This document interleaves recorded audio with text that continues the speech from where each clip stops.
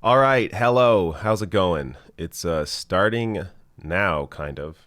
Though not really. It's doing this thing where it's playing some video with some music and happening.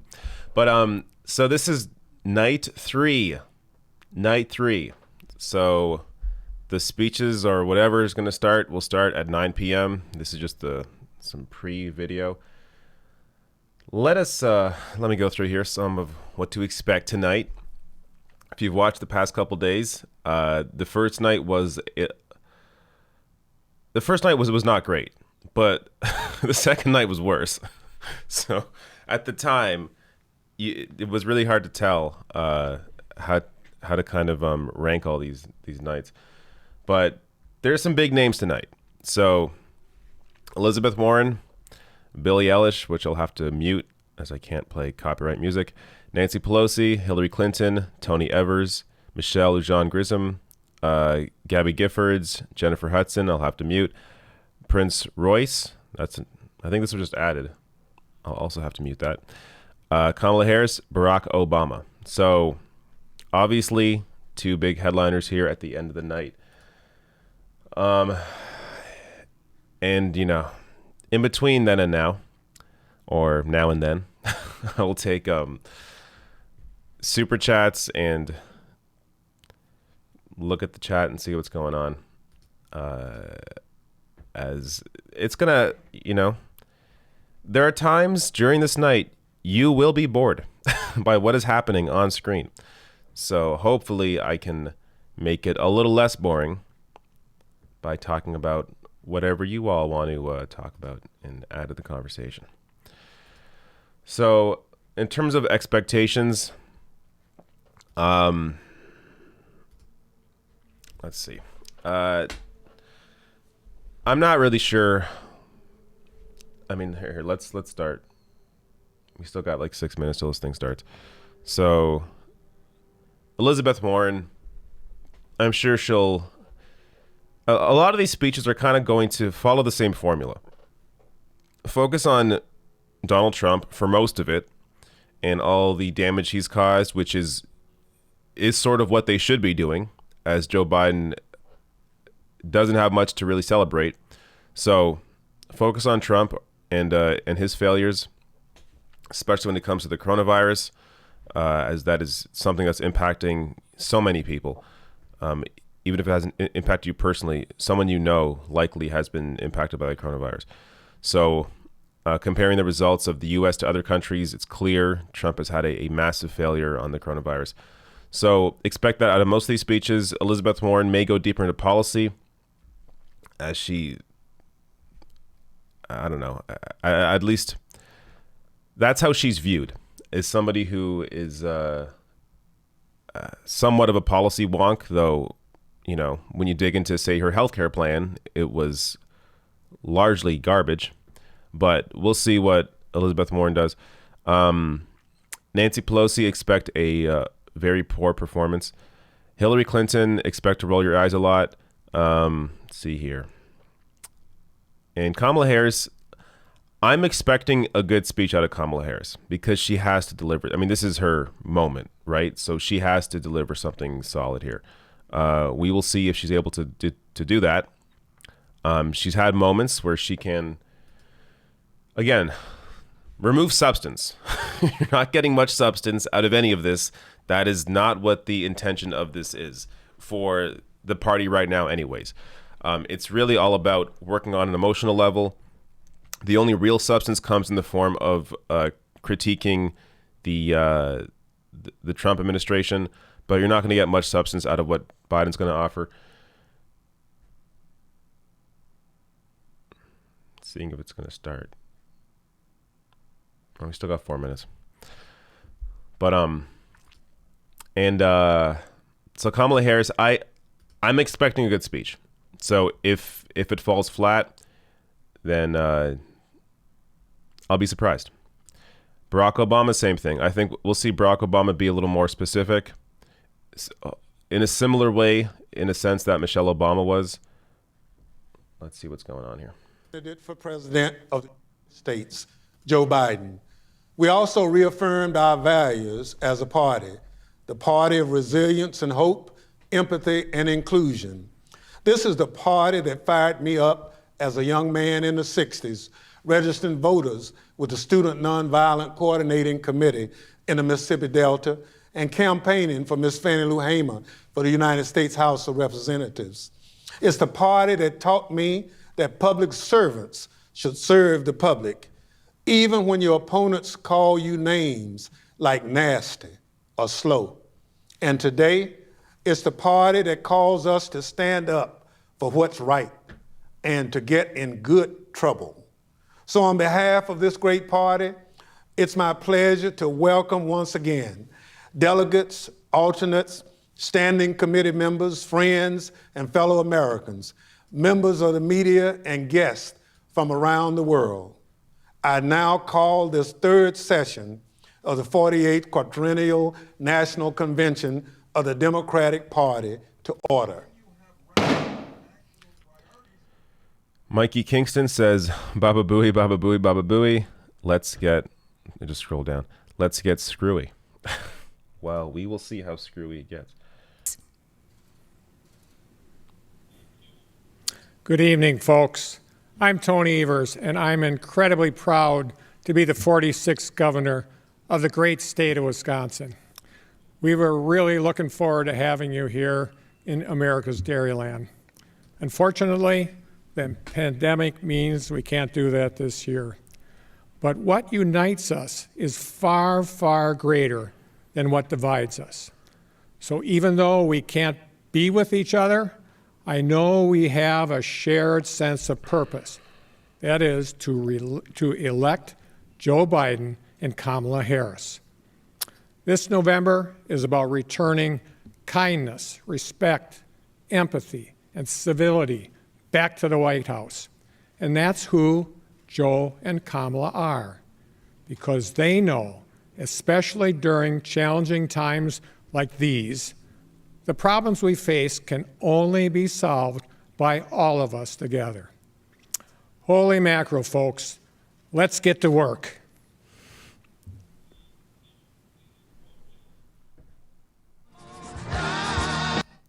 Cannot play music. My video yesterday was taken down for several hours. 6 or so hours because a Beatles song played for 3 seconds. Unbelievable. It took 3 hours or 6 hours to cut it out because YouTube takes forever to process anything. But I see a chat here. Lawn Gnome says, thanks again for being our translator for the evening. What's the over-under on times actual policy is mentioned? I think it's at 7. I don't know. You're not going to hear a lot of policy.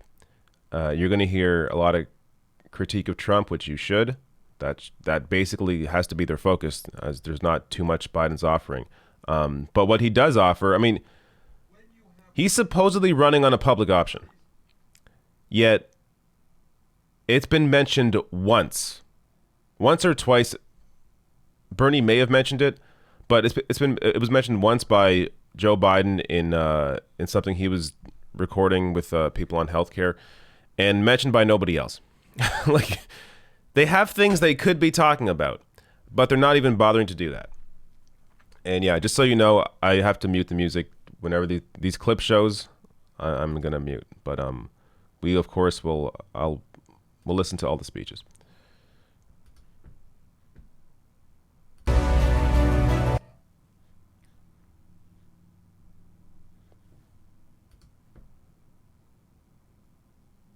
States of America. And to the republic for which it stands, one nation, one nation, under God, indivisible, with liberty and justice for all. All right. Hey everybody, it's me, Kamala. She started So tonight. before I go on stage later tonight, I want to talk about the importance of voting.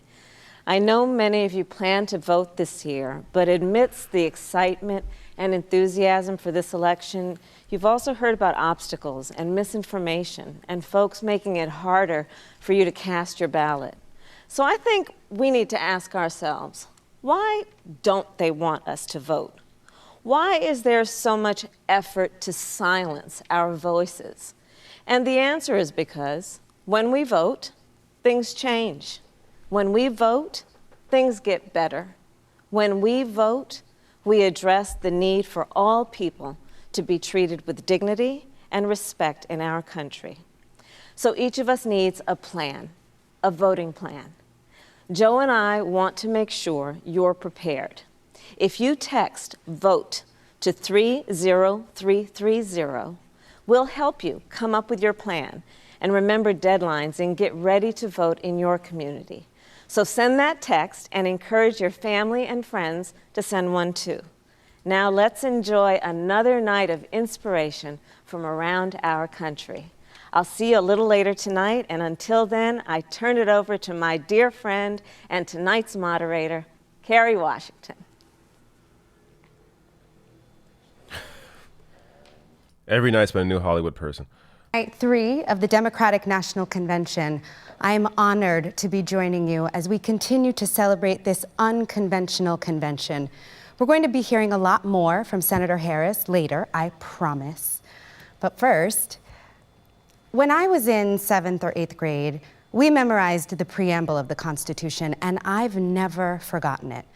The first 15 words of our Constitution are, "We, the people of the United States, in order to form a more perfect union." We say more perfect because our union is not without flaws. When our Constitution was written, women couldn't vote. Black people were considered 3/5 of a human being, but therein lies the work. No one is perfect. Nothing is, but it is the striving toward justice, equality, and truth that distinguishes us. We fight for a more perfect union because we are fighting for the soul of this country and for our lives. And right now, that fight is real. Tonight, we are going to hear from so many phenomenal women who are working to help us build that more perfect union. Speaker Nancy Pelosi, Secretary Hillary Clinton, Senator Elizabeth Warren, Governor Michelle Lujan Grisham. We're going to see an incredible performance from Jennifer Hudson and a world premiere performance from Billie Eilish. We'll meet so many of the activists and organizers working to build a more equal, more just future. And we're going to hear from our 44th president, Barack Obama. That's a long way of saying this is going to be an unforgettable night filled with important voices. But the most important voice we hope to hear from tonight is the one we need to hear from most. It's yours.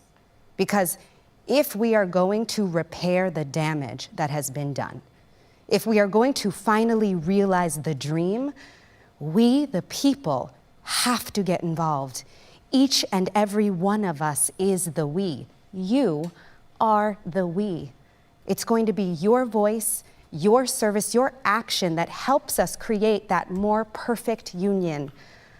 Tonight, we're going to talk about where we are and where we're going on so many issues important to our future. 90% of Americans support common sense gun laws because we need to do more to address the epidemic of gun violence. Let's start there.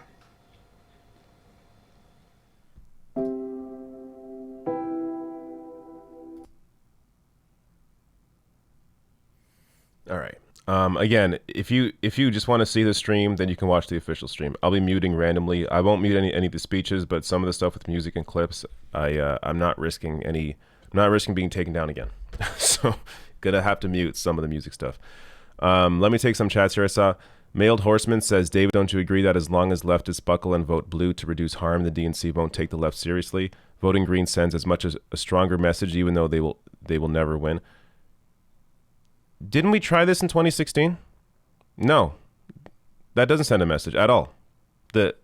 Look, the bar got lowered. Hillary lost. The bar got lowered. Trump lowered the bar to the point that Joe Biden is an acceptable nominee. So the experiment, you tried the experiment, didn't work. So no, I completely disagree. You have to vote for the person you rather fight. Would you rather fight Trump or would you rather fight Biden? I would rather fight Biden, and I'm also really goddamn tired of Trump. He's a piece of garbage.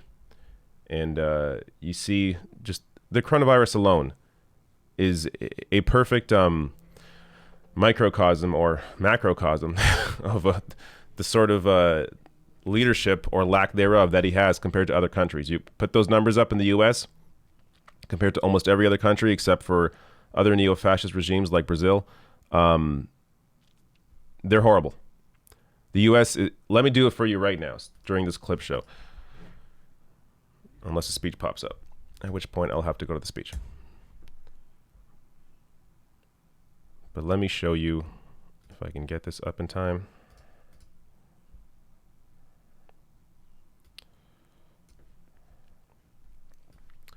That's the difference. This is Trump. This is Trump.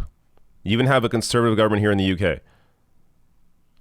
And put almost any European country on this list. Again, only Brazil comes close to this. So no. Get Trump out. That's the goal. But at the same time, you have to acknowledge how shitty this party is. So that's why we have to cover this stuff. It's important to understand what you're up against. And in terms of really how out of touch this party is with most people. And the ability to, in this moment, put this crisis on a Democratic Party. Putting this crisis on the Democratic Party is a great way to turn a lot of people into realizing that the party is completely empty of any actual solutions. At least party leadership is. And now, mother and activist Deandra Dykes. In a split second, a stray bullet shattered my family's life. My son DeAndre was only 13 years old. He was recognized as a gifted and talented student. His possibilities were endless. He was dancing at a birthday party when he was shot in the back left side of his head, shattering his skull. Jesus Christ. One shot changed our lives forever. Today, my Dre does not talk. He does not walk. I know he knows me by the smile he shows when I walk in his room. But I'm unsure if he knows a gunshot has changed his life. Since March, I've only been able to see my son 3 times, but I can't touch or hug him due to COVID-19. People tell me that I'm lucky. I tell them we are blessed. I remind them that my son is in a wheelchair and unable to feed himself. I don't think DeAndre feels lucky when he has to be bathed from head to toe or gets injections for muscle contractions. I am in a space of gratitude. Yes, I can touch DeAndre, I can hold his hand, but the child that I birthed is not able to live his dreams, and that hurts. Every day we're reminded that he may never be the same. We are not alone. In every town across America, there are families who know what a bullet can do. That's why I'm a mom who volunteers to stop this. President Trump, he doesn't care. He didn't care about the victims after Parkland, Las Vegas, or El Paso. I want a president who cares about our pain and grief. A president who will take on the gun lobby to ban assault weapons and close the loopholes to keep guns out of the hands of criminals. Joe Biden has taken on the NRA twice and won, and he will do it again as president. I've looked in the eyes of too many parents, and I mean literally scores of them, who've lost their children to gun violence. I've looked in the eyes of brave young people who survived school shootings. And I made each of them a promise. I made myself a promise. I promised them, and I promise all of you, I will make this promise today, those families hurting across the country. I will never, never, never, never give up this fight. Out of pain, we choose to find meaning. A glimmer of light that lands on a promise. Former Congresswoman Gabby Giffords, shot in the head from less than 3 feet away. But she survived. When tragedy strikes, we seek comfort in knowing we aren't alone. Join us in this fight. We seek strength to keep fighting, to keep moving forward. We turn to leaders who share our pain. In the most difficult times, it's when we stand closest together. It's out of tragedy that we grow stronger. He was there for me. He'll be there for you too. We are a nation ready to end gun violence. A safer America is possible. But from this point forward, we must choose courage. I've known the darkest of days. Days of pain and uncertain recovery. But confronted by despair, I've summoned hope. Confronted by paralysis and aphasia, I responded with grit and determination. I put one foot in front of the other. I found one word and then I found another. My recovery is a daily fight, but fighting makes me stronger. Words once came easily, today I struggle to speak. But I have not lost my voice. America needs all of us to speak out, even when you have to fight to find the words. We are at a crossroads.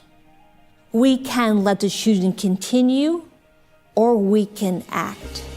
We can protect our families, our future. We can vote. We can be on the right side of history. We must elect Joe Biden. He was there for me. He'll be there for you too. Join us in this fight. Vote, vote, vote. Thank you very much. All right, let me grab some chats here. Bahamut says, shit, here we go again. CJ from GTA San Andreas. Love something 93 says, a new woman of color because identity politics is all that matters. Entitled Millennial says, hey, David, do you agree we should focus on pushing Harris to the left instead of Biden simply because she is going to be the Dems' pick for 47th POTUS? I don't think you can really focus the fight on any individual.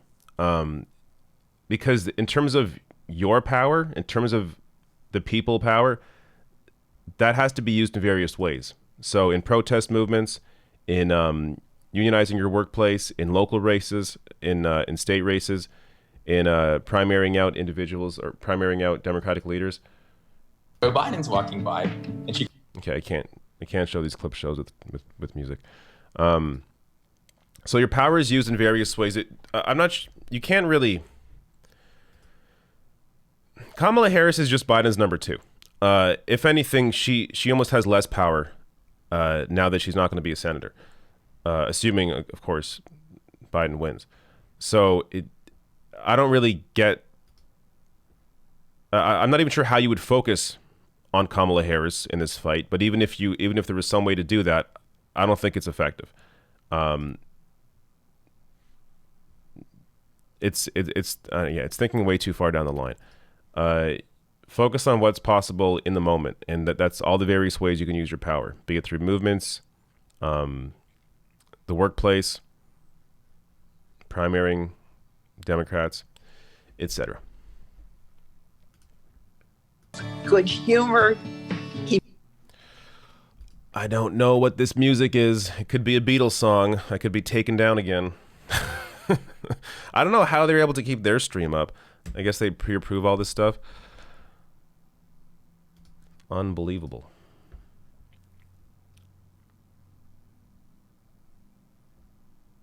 But that's also why I keep the closed captioning on so you can read that. Here we go. What a beautiful story. Okay, now let's talk about another important issue, the climate crisis. As I said, they're focusing very much on emotional, but let's see what they do with climate. In 1986, while working as a senator, Joe Biden introduced one of the first climate bills in Congress, and he's continued to listen to and work with climate advocates and activists, putting forward a plan to address climate change and create a clean energy economy.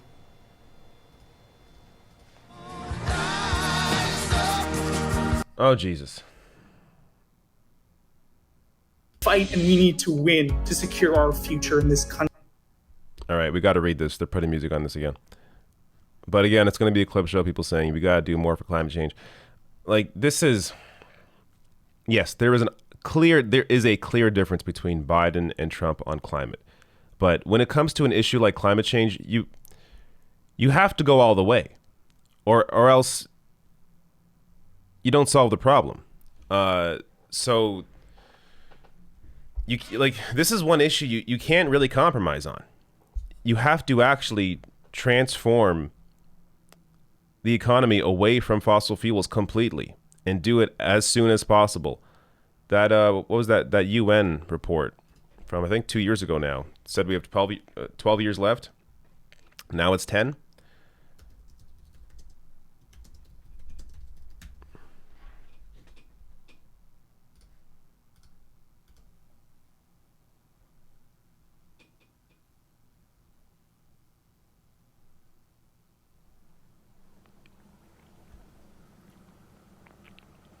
Right. Good evening, America. I'm Michelle Lujan Grisham, governor of the great state of Nuevo Mexico.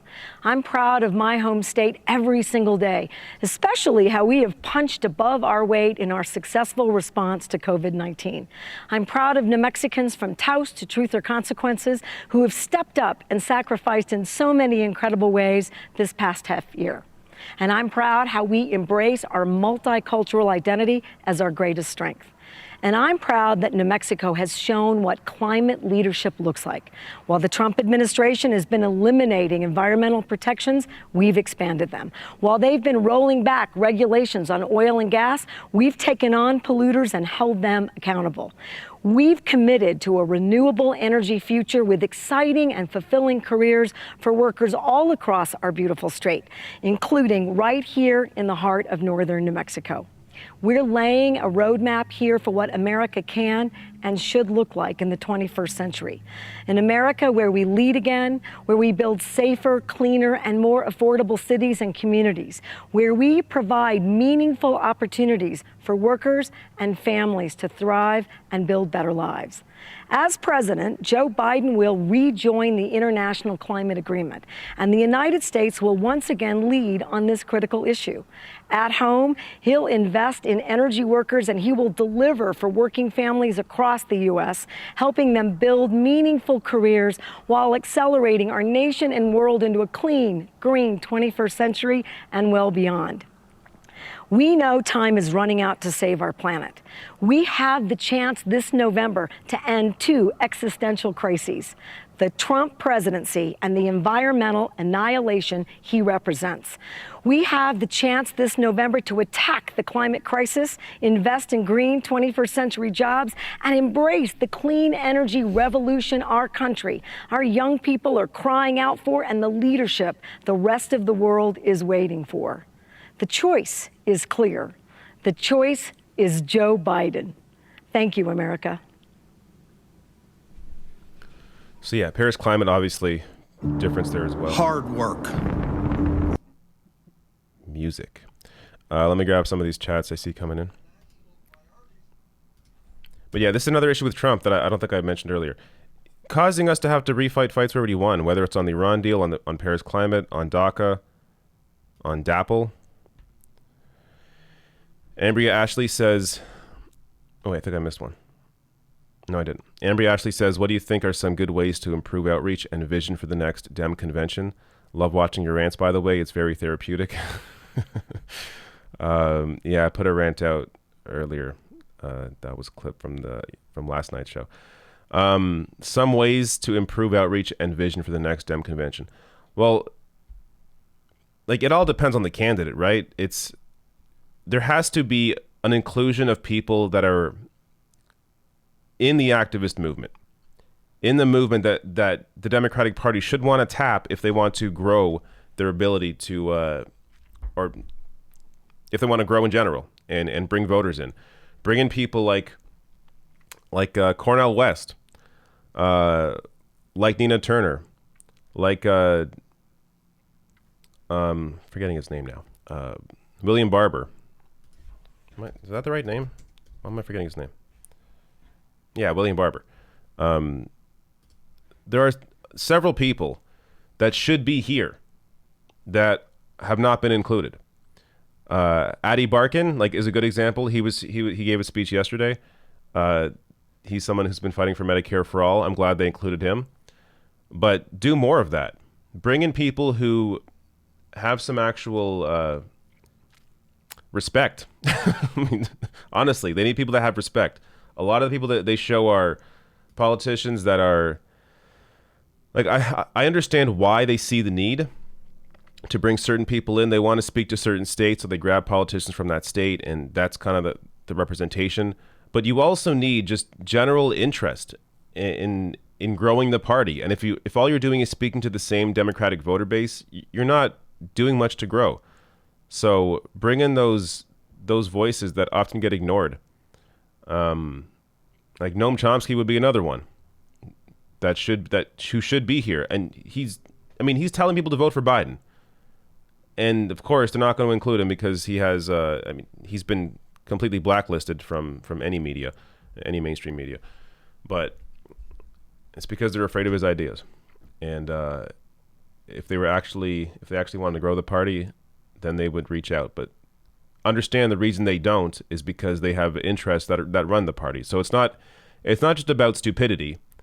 Though not including someone like William Barber is stupidity. I think he was even there in 2016. But it's not just about stupidity. It's also about the interests that run the party, the consultant class, the moneyed interest, obviously, and Democratic leadership that's just completely out of touch. California's history broke out. We were visiting family nearly 100 miles away, but my asthma flared badly. I could hardly breathe. I'm Alexandra Villasenor, and I've been organizing young people around climate change since 2018. Climate change is impacting us now, and it's robbing my generation of a future. Okay, there's some music on this, sorry. Shankadeep Sham says, New Mexico did terrible with COVID-19. Every single reservation had 2 to 3 times the COVID cases than the rest of New Mexico. Yeah, that is often the case when it comes to indigenous communities. They're always, thought of as second-class citizens. Have a saying, knee high by the 4th of July. These days they're lucky if the corn is even planted because of unpredictable and torrential spring rains. I'm Andrew Adamski. I studied microbial ecology at Northern Michigan University. Us farmers can see the effects of climate change happening right in front of us. So we've been trying to do our part. We're adopting sustainable solutions on my family's farm, switching to a community model, using less land, and reusing our resources. Okay.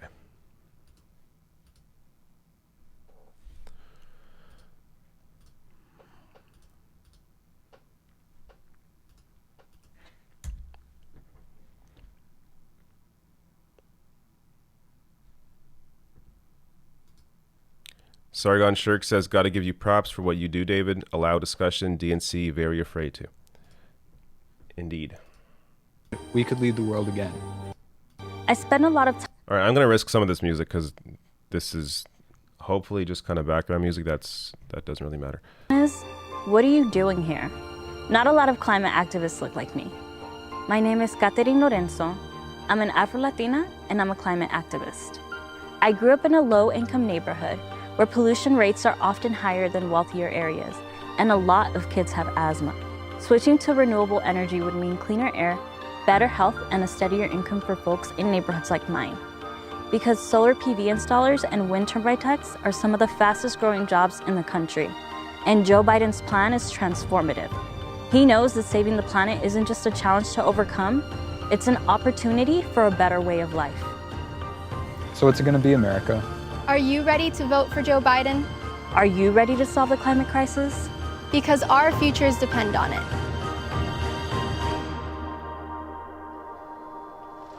Just so you know, if you watch this later and there are pieces cut out, it's because of music like that. Mention an immensely talented artist.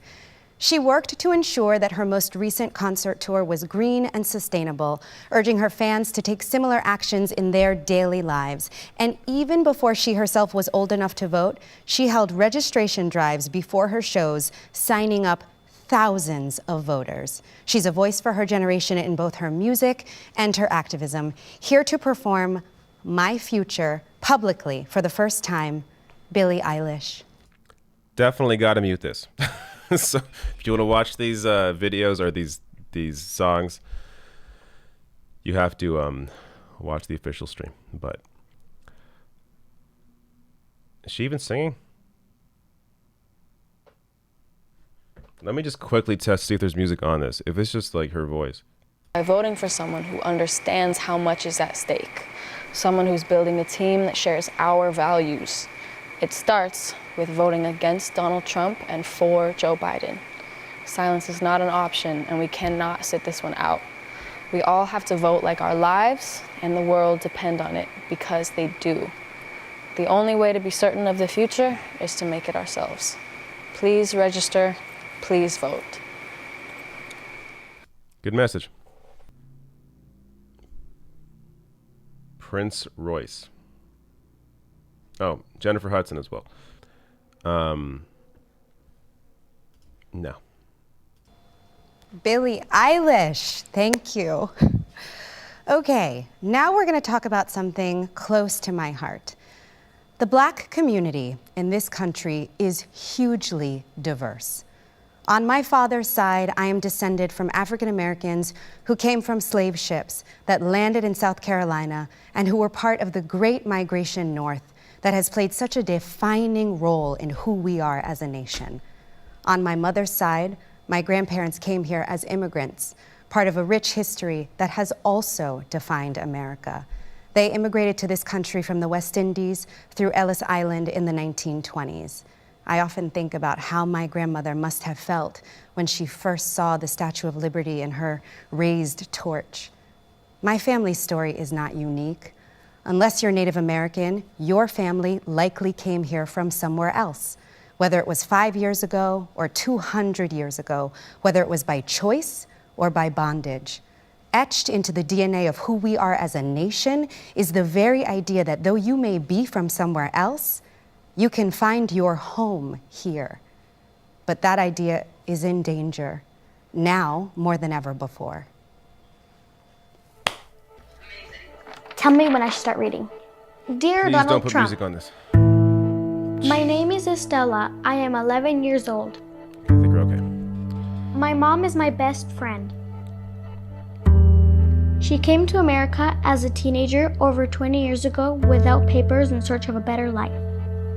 She married my dad, who served our country as a Marine in South America, Africa, and Iraq. My mom worked hard and paid taxes, and the Obama administration told her she could stay. My dad thought you would protect military families, so he voted for you in 2016, Mr. President. He says he won't vote for you again after what you did to our family. The wife of a U.S. Marine veteran was deported to Mexico. Instead of protecting us, you tore our world apart. My mom is a good person, and she's not a criminal.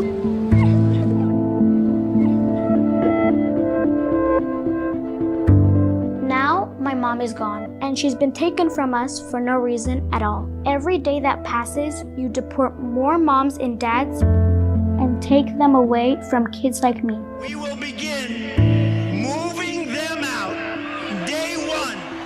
You separated thousands of children from their parents and you put them in cages. Some of those kids are now orphans because of you. These are our people. I don't want them in our country. They're animals. Mr. President, my mom is the wife of a proud American Marine and a mother of 2 American children. We are American families. We need a president who will bring people together, not tear them apart. Sincerely, Estella. I'm Lucy Sanchez, and this is my mother, Sylvia, and sister, Jessica. We're like all families. We work hard to build a good life. I was born with spina bifida. That means my spinal cord didn't form as it should. And the doctors in my town said I wouldn't survive. They gave my mother no hope for my future. I'm a U.S. citizen, but my mother is undocumented. And I am a dreamer. Yo hice lo que cualquier madre haría para salvar la vida de su niña. My mother did what any mother would do to save her baby's life. Tomé a mi niña en brazos, viajamos a la frontera. Al llegar al río, la levanté sobre el agua y cruzamos. She took my sister in her arms and traveled for days to reach the border. And when they got to the river, she lifted my sister above the water and crossed. We came to America before I was 1 year old. She saved my life. No podía esperar. Tenía que venir en ese momento en busca de un milagro. My mother had no choice. There was no time to wait to save my sister. She came here looking for a miracle. Tenía miedo que nos encontraran, que nos detuvieran y nos regresaran, pero yo tenía que salvar a mi hija. We were afraid they would find us and detain us, but she had to save her daughter. Our home is here. North Carolina is all I know. I qualified for DACA, but Donald Trump took away my ability to apply for the program. Trabajamos duro, salimos adelante, pagamos impuestos. We work hard, we contribute to our community, and we pay our taxes. I've gone to school and built a good life for me and my 2 daughters. I want to go to law school. I want to help my community. But ever since Donald Trump was elected, all our fears have returned. We don't know if our family will be separated. Will my mom and sister be detained? Will my sister get the health care she needs and deserves? I don't have the right ID, so I can't get health insurance through the exchange. I need health insurance. I deserve it, right? Claro que sí, mija. Todos merecemos esperanza, buena vida y salud. Me rompe el corazón ver cómo separan a niños de sus familias en la frontera. Eso está mal. Esos bebés necesitan a sus padres. It breaks our hearts to see children separated from their families at the border. That's wrong. Those children need their parents. On November 3rd, I'm going to vote for my mother, my sister, and my daughters. I will vote for a future where all of our lives have dignity and respect. We need a leader who will fix the broken immigration system and commit to keeping families together. I'm voting for Joe Biden and Kamala Harris, the daughter of immigrants. Who are you going to vote for? Estamos todos juntos. Envía la palabra únete al 30330. There's something unique. Music. Now, yeah, obviously people want to point to, and of course, point out how much deporting happened under Barack Obama, and that this didn't start with Trump, obviously. But DACA is something that absolutely there's a difference. And I mean, when it comes to these dreamers, people that came here when they were so young, to then face the risk of being deported back to their home country where they were born, like, that they don't remember at all because they were, a year old. It's you can't ignore these stories. And yes, of course, deportations happened before under Obama. But they increased under Trump. And I mean, it got to the point where you saw several of those stories, especially early on, where it was like a mom or a dad who was targeted that didn't do anything wrong, they have no criminal record, but just random targeting of immigrants, and it's just completely disgusting. And it isn't just it also isn't just about policy. It's also about the entire attitude that Trump has flamed around immigrants and, just more generally people of color, where there has been an incredible increase, massive increase in hate crimes under Donald Trump. And that is a cultural thing. That is a lack of leadership thing. That is a Trump thing. And to just ignore that would be stupid.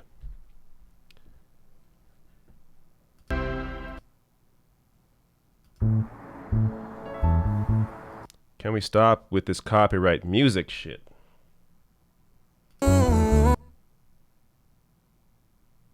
Yeah, I can't play this.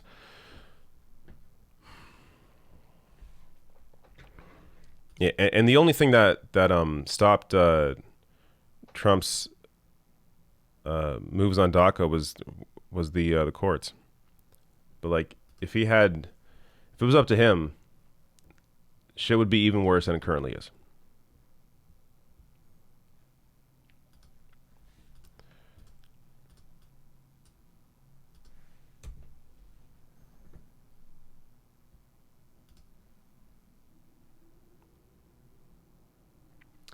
Gina McGrath says that was actually a pretty effective and sad ad. I think that was in regards to the that first video on their mother being deported. And yeah, I agree. I mean, a lot of this, I told you at the beginning of the night, it was mostly going to be focused on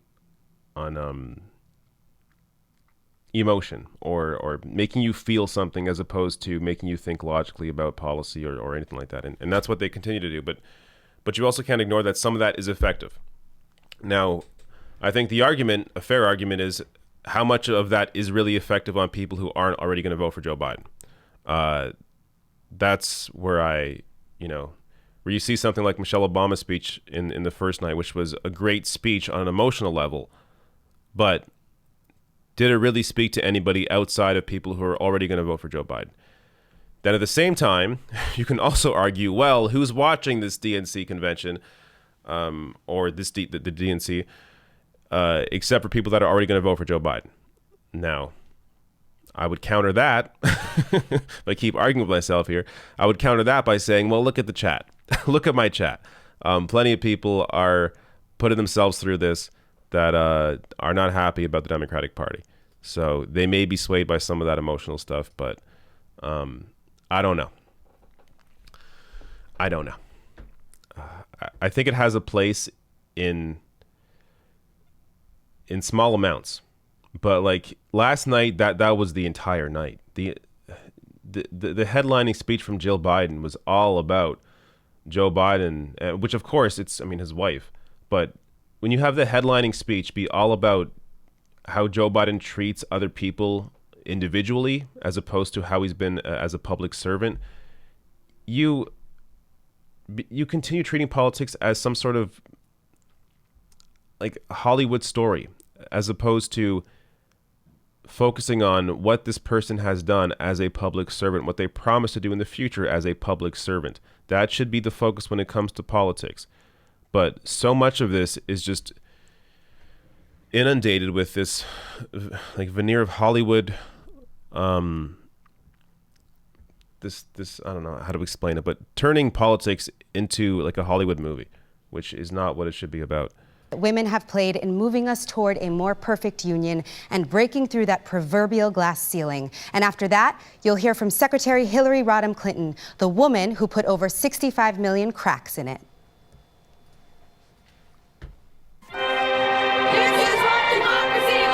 Jesus is trying to get me pulled off of YouTube. Let's just get to the speech.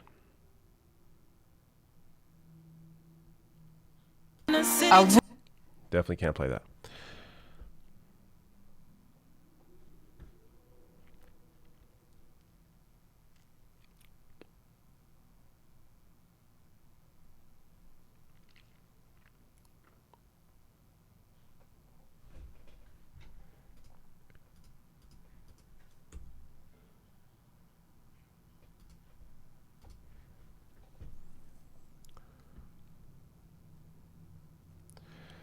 So what do you all expect Hillary to do?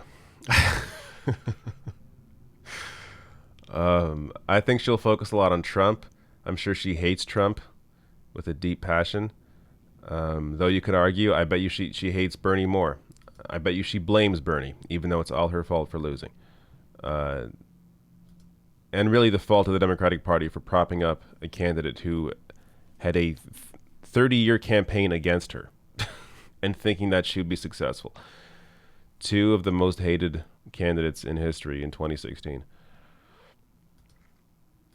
Now, of course, many of those, attacks on Hillary from the right were just complete bullshit. But of course, many attacks on Hillary were 100% on point and completely rational.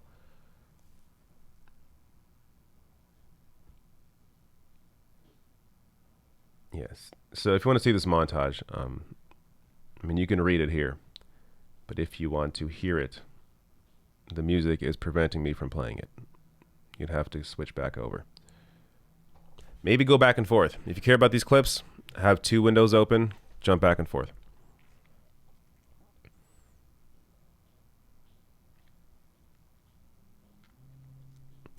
Black Caucus says when Hillary comes out to speak, we all must say hashtag I'm with her in the chat. This is speech? Fight for the... No, it is not.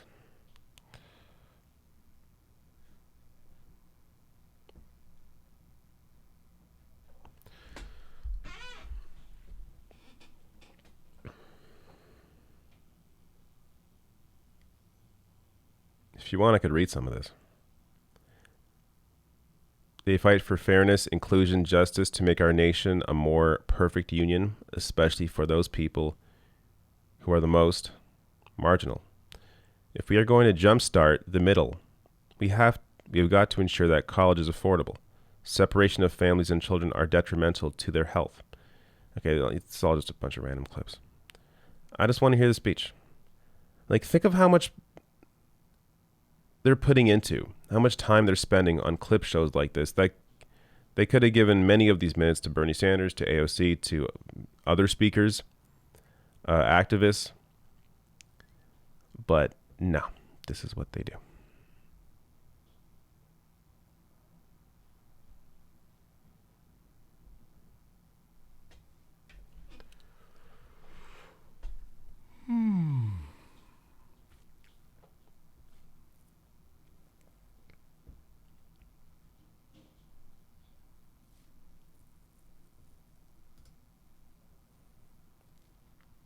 Brett James says, I think she'll keep blaming everybody for her 2016 loss. Maybe have a few digs at Trump. I don't think she'll spend too much time on her loss. But she will talk about, maybe she'll mention Kamala Harris. But instead of speculating, I more just want to hear what this damn speech is. Ceiling this.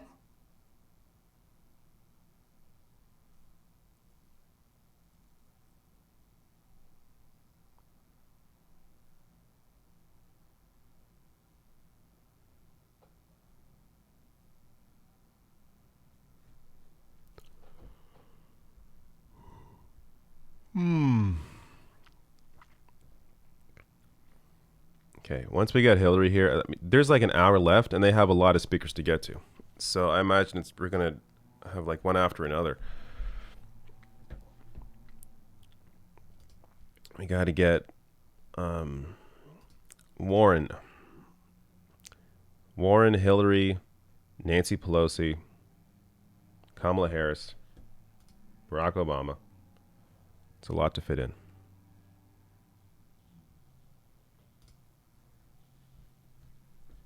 Let's see. Is it Hillary now? Yes, it is. The morning after the last election, I said, we owe Donald Trump an open mind and the chance to lead. I meant it. Every president deserves that. And Trump came in with so much set up for him: a strong economy, plans for managing crises, including a pandemic.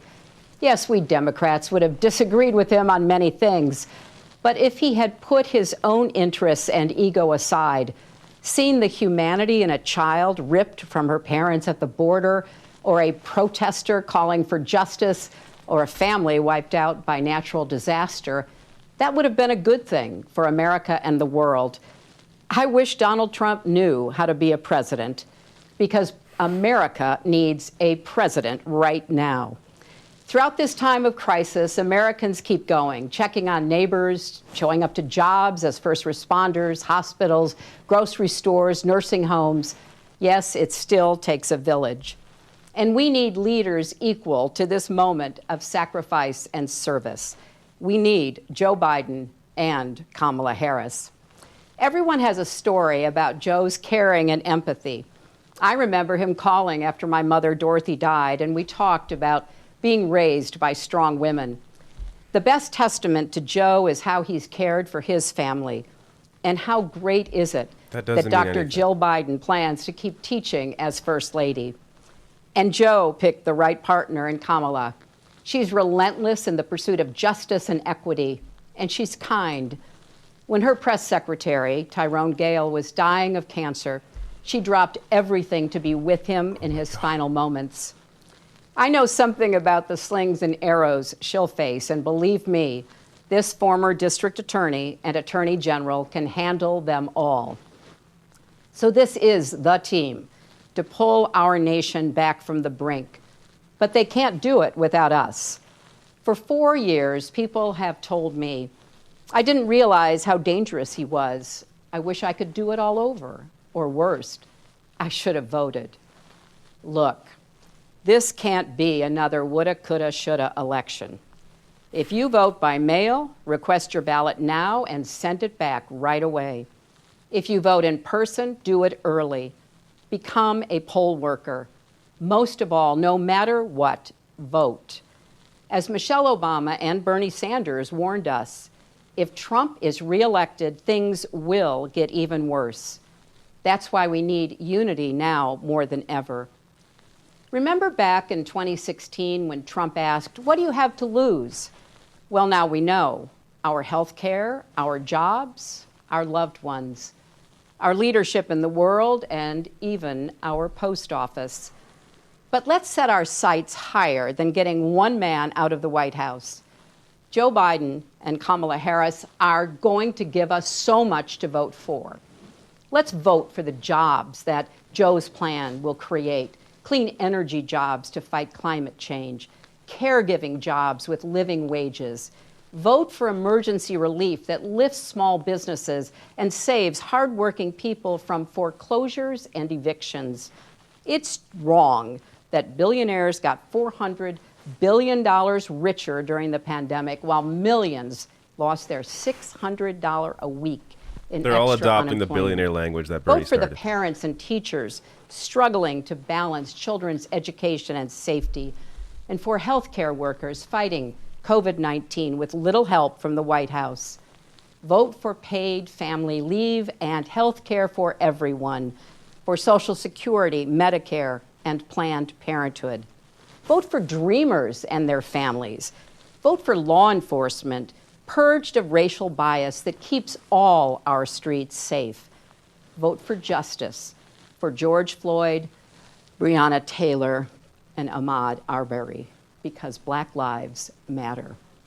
Vote for honest elections so we, not a foreign adversary, So vote for law choose enforcement, our followed up president. by Vote for the several people diverse, killed by law enforcement. hopeful All right. America we saw in last night's roll call. And don't forget, Joe and Kamala can win by 3 million votes and still lose. Take it from me. So we need numbers overwhelming so Trump can't sneak or steal his way to victory. Text VOTE 30330 to get started. 100 years ago yesterday, the 19th Amendment to the Constitution was ratified. It took 7 decades of suffragists marching, picketing, and going to jail to push us closer to a more perfect union. 55 years ago, John Lewis marched and bled in Selma because that work was unfinished. Tonight, I'm thinking of the girls and boys who see themselves in America's future because of Kamala Harris, a Black woman, the daughter of Jamaican and Indian immigrants, and our nominee for vice president. This is our country's story, breaking down barriers and expanding the circle of possibility. And to the young people watching, don't give up on America. Despite our flaws and problems, we've come so far. We can still be a more just, equal country with opportunities previous generations could never have imagined. There's a lot of heartbreak in America now. And the truth is, many things were broken before the pandemic. But as the saying goes, the world breaks everyone, and afterward, many are strong at the broken places. That's Joe Biden.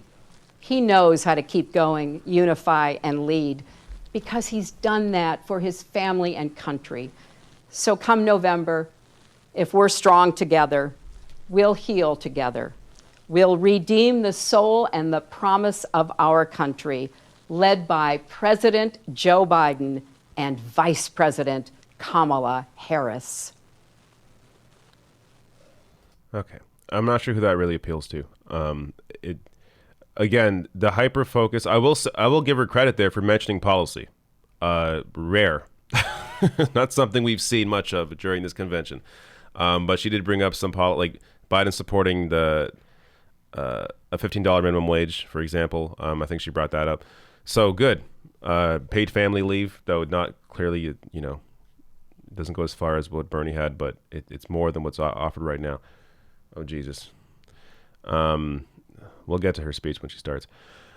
But actually, somebody pointed out, Zach Fisher. I'm not a fan of Hillary Clinton, but she is so much sharper than Biden is. She is a better communicator. Biden is a lot riskier than DNC believes he is. Yeah, you know what? I largely agree. I think Biden, though, is still a safer choice. If for not anything else than for sexism reasons. Biden is just hated less. That's just the reality of it. But in terms of communication, look, I thought Hillary was clearly very flat there. I think it was obvious, but she gets through sentences. So definitely better than Joe Biden in that sense. But it was almost like a subdued, different version of Hillary Clinton than we've normally seen. I mean, if you have seen any of that ridiculous Hillary documentary show, good God, you can understand why she's hated by both the left and the right. Here, she was just kind of flat and whatever. But again, the focus on personal relationships, as if that applies, this is a theme you see throughout many speeches. Biden being a nice guy to his family, to his friends, to people he meets on the street, that doesn't mean anything when it comes to actually, oh my God, they're using SNL skits. When it comes to actual policy making, that does not translate. I'm sure in some cases it does. I'm sure, yeah, in some cases there are people who are nice in person, who are very empathetic individuals in person that are also good policymakers, but that has not translated with Joe Biden. And it's the thing they keep focusing on. Oh, he's really good. We know Biden's a great leader because look at how he treats his family. That you could say that about Trump. I mean, Trump loves his kids, and he's a garbage leader. So, though I'm not sure he loves all his kids. So maybe some disagreement there.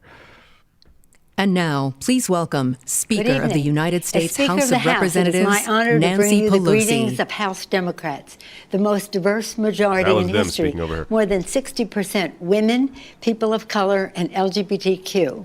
Our diversity is our strength. Our unity is our power. This month, as America marks the centennial of women finally winning the right to vote, we do so with 105 women in the House. Proudly, 90 are Democrats. To win the vote, women marched and fought and never gave in. We stand on their shoulders, charged with carrying forward the unfinished work of our nation advanced by heroes, from Seneca Falls to Selma to Stonewall. 4 years ago, when President Obama and Vice President Biden were in the White House, they made us proud, and their leadership made our country great. In that spirit, we come together now, not to decry the darkness, but to light a way forward for our country. That is the guiding purpose of House Democrats, fighting for the people. We have sent the Senate bills for lower health care costs, for bigger paychecks, for cleaner government, protecting John Lewis's voting rights, and enacting George Floyd Justice and Policing Act. We've sent the Senate bills to protect our dreamers, LGBTQ equality, to prevent gun violence, and to preserve our planet for future generations, and even more. All of this is possible for America. Who was standing in the way? Mitch McConnell and Donald Trump. Our nation faces the worst health and economic catastrophe in our history. More than 5 million Americans are infected by the coronavirus. Over 170,000 have died. The science-based action in the HEROES Act we enacted 3 months ago is essential to safeguard lives, livelihood, and the life of our democracy. And who is standing in the way? Mitch McConnell and Donald Trump. Instead of crushing the virus, they're trying to crush the Affordable Care Act and its pre-existing conditions benefit. As Speaker of the House, I've seen firsthand Donald Trump's disrespect for facts, for working families, and for women in particular. Disrespect written into his policies toward our health and our rights, not just his conduct. But we know what he doesn't, that when women succeed, America succeeds. And so we are unleashing the power of women to take our rightful place in our national life by championing a woman's right to choose and defending Roe v. Wade, securing safe and affordable child care, preserving Social Security, and passing equal pay for equal work. Who's standing in the way? Mitch McConnell and Donald Trump. So here is our answer. We will remember in November when we will elect Joe Biden president, whose heart is full of love for America, and rid the country of Trump's heartless disregard for America's goodness. Joe Biden's faith in God gives him the courage to lead. Joe Biden's love gives him the strength to persevere. Joe Biden is the president we need right now, battle-tested, forward-looking, honest, and authentic. He has never forgotten who he is fighting for. And Kamala Harris is the vice president we need right now, committed to our Constitution, brilliant in defending it, and a witness to the women of this nation that our voices will be heard. Our mission is to fight for a future equal to the ideals of our founders, our hopes for our children, and the sacrifices of our veterans, our brave men and women in uniform, and their families. We'll increase our majority in the House. We will win a Democratic majority in the Senate. We will elect Kamala Harris vice president, and we will elect Joe Biden president of the United States of America. God bless you, and God bless America. All right. That was Nancy Pelosi. I don't know what really to take from that. The substance of what she was saying was fine, attacking Trump and Mitch McConnell, and I don't know. It's all just very cookie cutter. None of this is obviously good. None of this is great. None of these speeches are uplifting or anything. They're just very cookie cutter, and it's hard to feel anything, any which way. I just found it funny how she consciously made a decision to completely change her demeanor when she was talking about, like, she would be all very smiley and happy talking about Joe Biden, Kamala Harris, then Mitch McConnell and Donald Trump. It was just it was too distracting. It was very unnatural. But a lot of these speeches, that's kind of what this is. My husband shot me and left me for dead. For 13 years, my son and I had been abused by him. We finally escaped, but he tracked us down.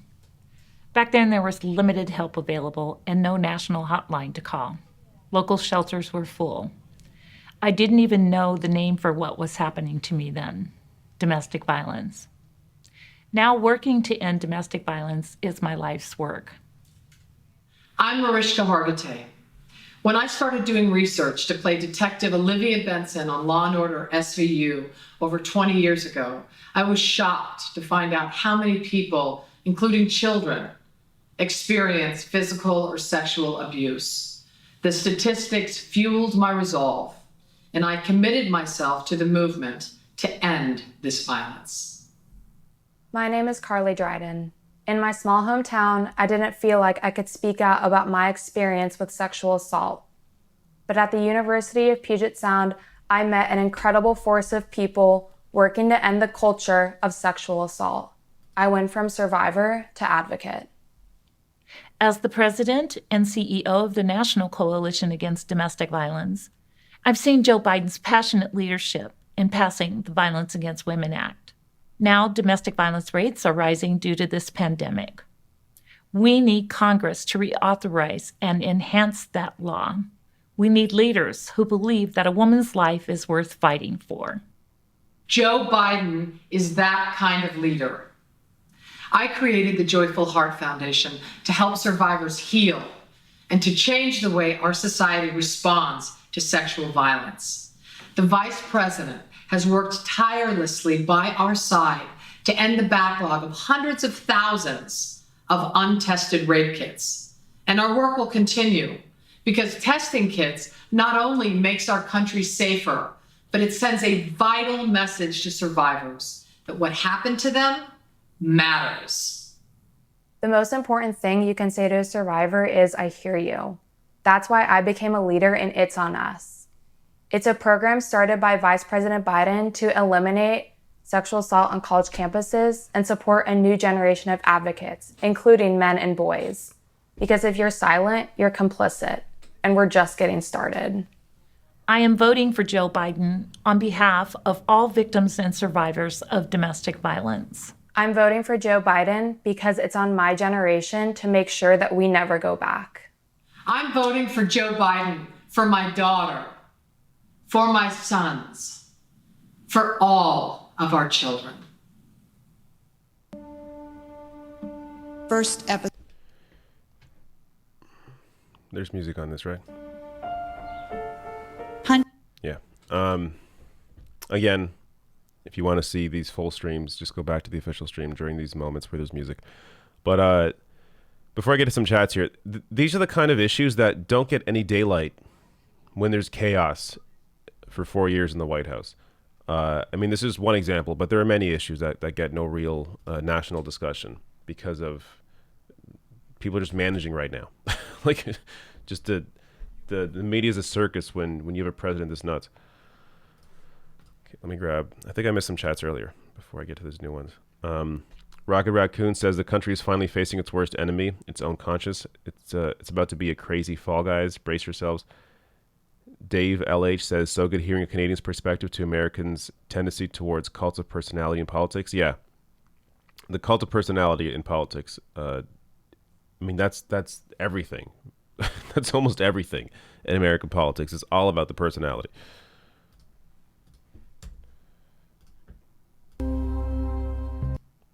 Yeah, music. I'm not going to mess with this. Let me grab more chats coming in. Where was I? Andrew Dwyer says Hillary Clinton can't even acknowledge you have to win swing states to win election. It's not about winning more than a 3 million gap. Speaks volumes.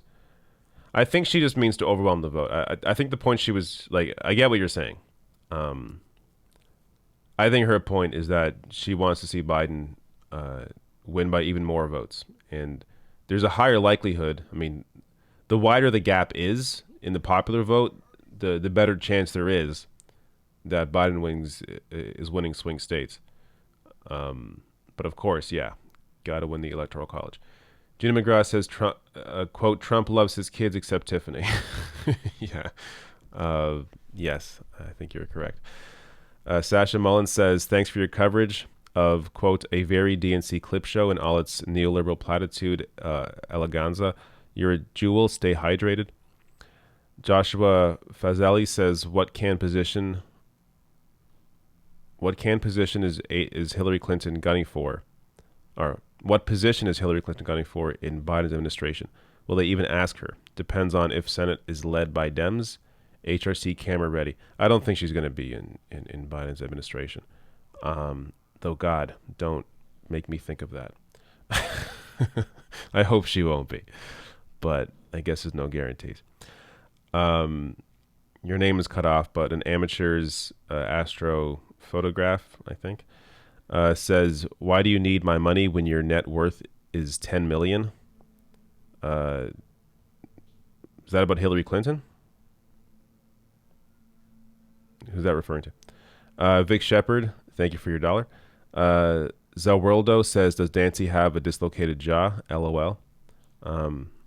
MA says Joe Biden is not a champion of women's rights. LOL. Vic Shepard says this convention is vapid. You need time to decompress after this. Yes, I do.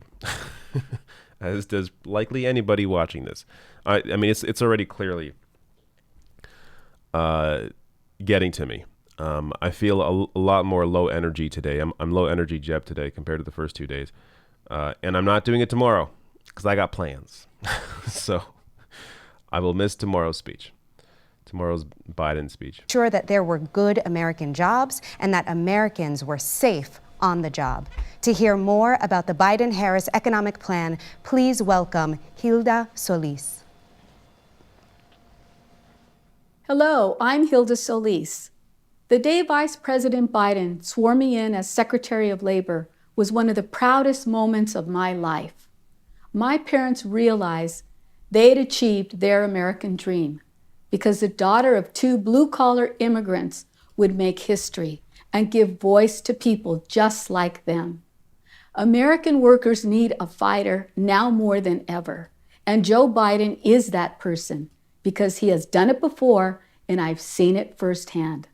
He and President Obama made it easier for home care workers to organize.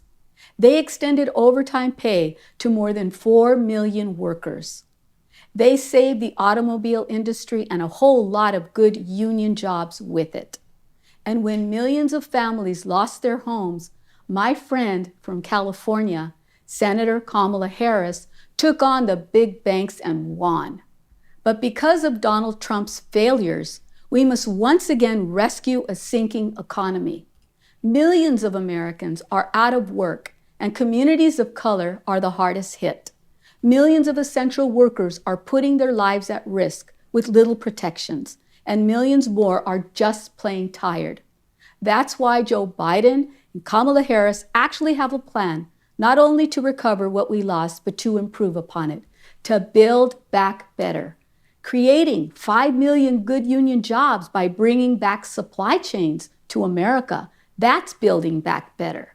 Creating millions of jobs by investing in clean energy, that's building back better. And making sure that working families can afford childcare, that's how we build back better. So let me borrow and slightly edit something Joe Biden said at my swearing in. When it comes to expanding the economy for all people, no one is going to be a stronger voice than our next president, Joe Biden. The conversation you're about to see proves it. Behind every business, there's a story. Small businesses around the country are bearing the economic brunt of the coronavirus pandemic. And behind every business, there's a family. A lot of people clearly are in pain right now. For every farm, there's a fight to stay whole. There's hard work. And there's heartbreak. We are going to lose 20 to 30% of our small businesses.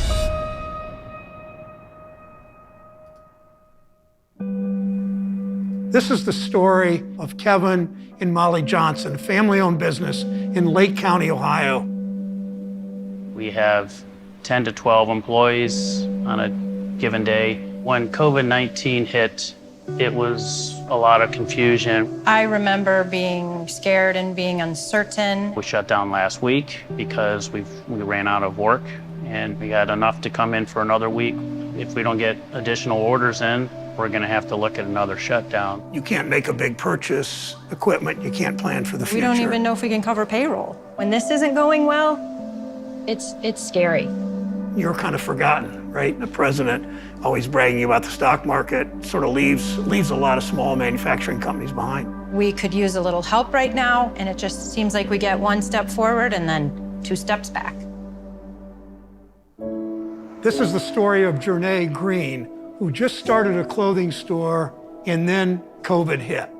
Fashion has been a love of mine since I was a kid. I worked really hard to save money to open this store. Did my ribbon cutting December 14th of 2019, and it was booming, and then bam, here's COVID. It was scary.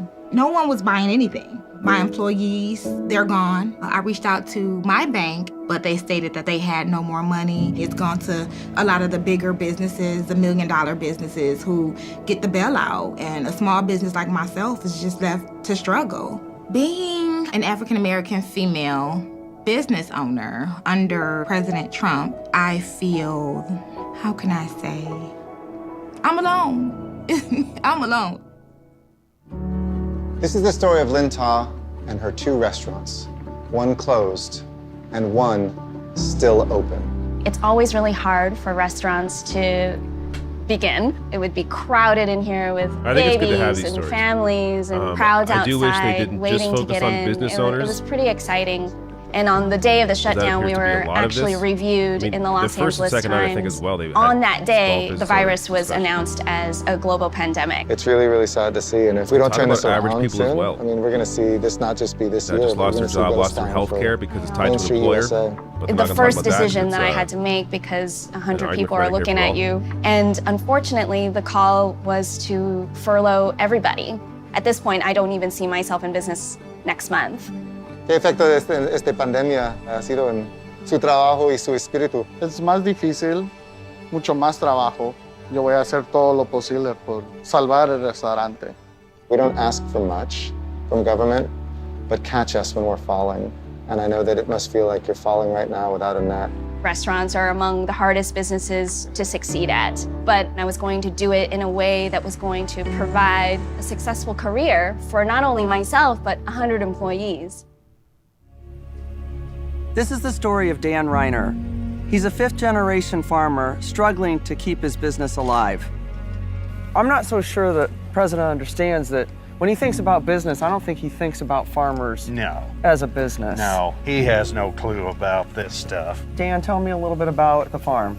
We've been here since 1864. Trade tariffs with China have just been horrible. Part of the language in the trade deal said that China does not have to buy unless the price is to their advantage. What kind of trade deal is that? That's no deal. Then when COVID hit, then everything just plummeted. Getting through now, that's the problem. That's the day-to-day battle. I believe that Joe Biden will be a clear voice for us, something that we have not had. Joe Biden has an understanding of what the average American is experiencing. I think he's with me. Enough is enough. It's time to help small businesses, middle-class folks manage their way through a pandemic. I have a lot of confidence in Joe Biden. He's a fighter and he's the real deal. We've taken a lot of knockdowns, and we know that at the end of the day, we will endure. We will rise again. Every time I get knocked down, I got to get up and keep running, keep going, keep going.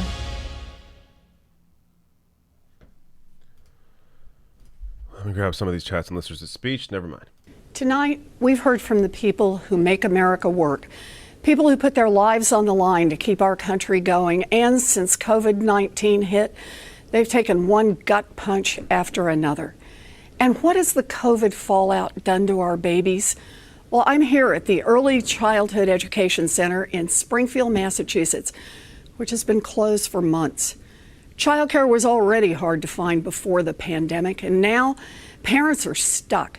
No idea when schools can safely reopen, and even fewer childcare options. The devastation is enormous, and the way I see it, big problems demand big solutions. Now, I love a good plan, and Joe Biden has some really good plans. Plans to bring back union jobs in manufacturing and create new union jobs in clean energy. Plans to increase Social Security benefits, cancel billions in student loan debt, and make our bankruptcy laws work for families instead of the creditors who cheat them. These plans reflect a central truth. Our economic system has been rigged to give bailouts to billionaires and kick dirt in the face of everyone else. But we can build a thriving economy by investing in families and fixing what's broken. Joe's plan to build back better includes making the wealthy pay their fair share, holding corporations accountable, repairing racial inequities, and fighting corruption in Washington. Let me tell you about one of Joe's plans that's especially close to my heart, childcare. As a little girl growing up in Oklahoma, what I wanted most in the world was to be a teacher. I loved teaching. And when I had babies and was juggling my first big teaching job down in Texas, it was hard, but I could do hard. The thing that almost sank me, childcare. One night, my Aunt Bee called just to check in. And I thought I was fine, but then I just broke down and started to cry. I had tried holding it all together, but without reliable childcare, working was nearly impossible. And when I told Aunt Bee I was going to quit my job, I thought my heart would break. And then she said the words that changed my life. I can't get there tomorrow, but I'll come on Thursday. And she arrived with 7 suitcases and a Pekingese named Buddy and stayed for 16 years. I get to be here tonight because of my Aunt Bee. I learned a fundamental truth. Nobody makes it on their own. And yet, here we are, 2 generations of working parents later. And if you have a baby and don't have an Aunt Bee, you're on your own. And here's why that is wrong. We build infrastructure like roads and bridges and communication systems so that people can work. That infrastructure helps us all because it keeps our economy going. It's time to recognize that childcare is part of the basic infrastructure of this nation. It's infrastructure for families. Joe and Kamala will make high-quality childcare affordable for every family, make preschool universal, and raise the wages of every childcare worker. Now, that's just one plan, but it gives you an idea of how we get this country working for everyone. Donald Trump's ignorance and incompetence have always been a danger to our country. COVID-19 was Trump's biggest test. He failed miserably. Today, America has the most COVID deaths in the world and an economic collapse. And both crises are falling hardest on Black and brown families. Millions out of work, millions more trapped in cycles of poverty, millions on the brink of losing their homes, millions of restaurants and stores hanging by a thread. This crisis is bad, and it didn't have to be this way. This crisis is on Donald Trump and the Republicans who enable him. On November 3rd, we will hold them all accountable. So, whether you're planning to vote wearing a mask or vote by mail, please take out your phone right now and text VOTE to 30330. We all need to be in the fight to get Joe and Kamala elected. And after November, we all need to stay in the fight to get big things done. We stay in this fight so that when our children and our grandchildren ask what we did during this dark chapter in our nation's history, we will be able to look them squarely in the eye and say, we organized, we persisted, and we changed America.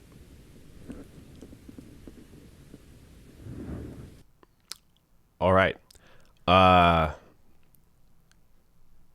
Just on a performance level, it's the best speech of the night. Unfortunately, Elizabeth Warren, with what she did during the primary, doesn't really matter what she does at this point. It's impossible to trust anything she says. So there you go. Again, I don't know. It was just all these speeches are very cookie cutter, even though that was the best one so far tonight. But there still isn't much to any of it. One of these clip shows again. Let me grab some of these chats.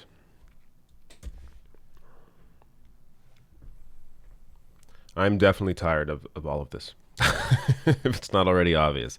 I am looking forward to the end of this night. I'll just be honest. I'm looking forward to this being over. Jay Pearson. Wait, is this where I stopped? Yes. Jay Pearson, thank you for your super chat. An amateur's astro photograph says, yeah, that was about Biden, referring to the $10 million comment earlier. Cool. Yeah, but yes, I hear what you're saying. Also, Joe Biden's not self-funding his campaign. Like, he's raising money for the campaign. He doesn't need your money. He has corporate money. He doesn't need anybody's individual donor money or small dollar money. So yeah, I hear you.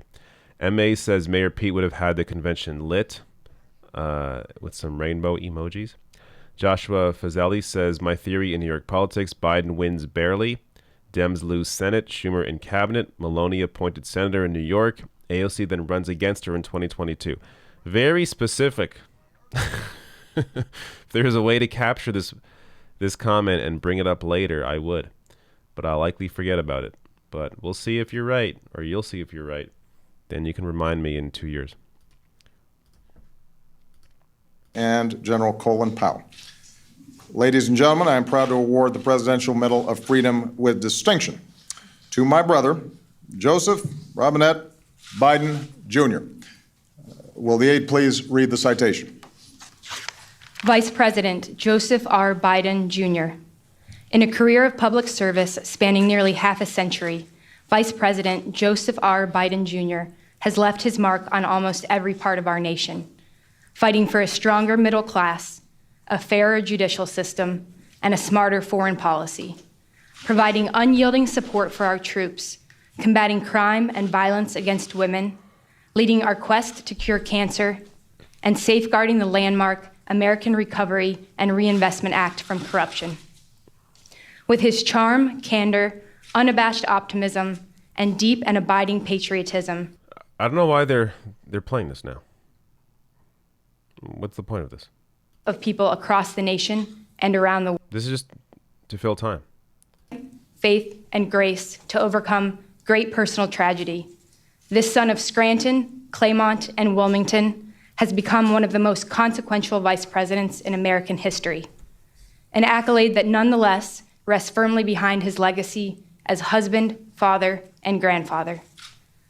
A grateful nation thanks Vice President Joseph R. Biden, Jr. for his lifetime of service on behalf of the United States.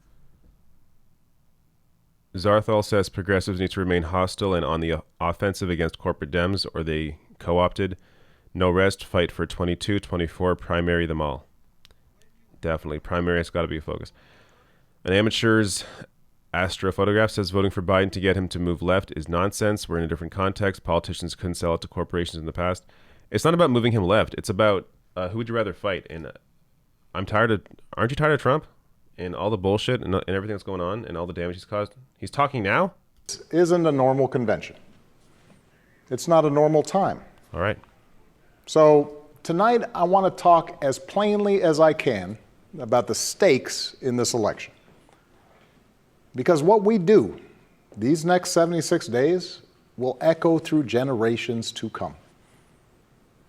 I'm in Philadelphia, where our Constitution was drafted and signed. It wasn't a perfect document.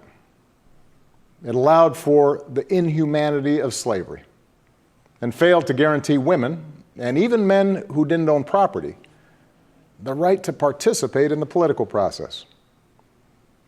But embedded in this document was a North Star that would guide future generations. A system of representative government, a democracy, through which we could better realize our highest ideals. Through civil war and bitter struggles, we improved this Constitution to include the voices of those who'd once been left out. And gradually, we made this country more just and more equal and more free. The one constitutional office elected by all of the people is the presidency.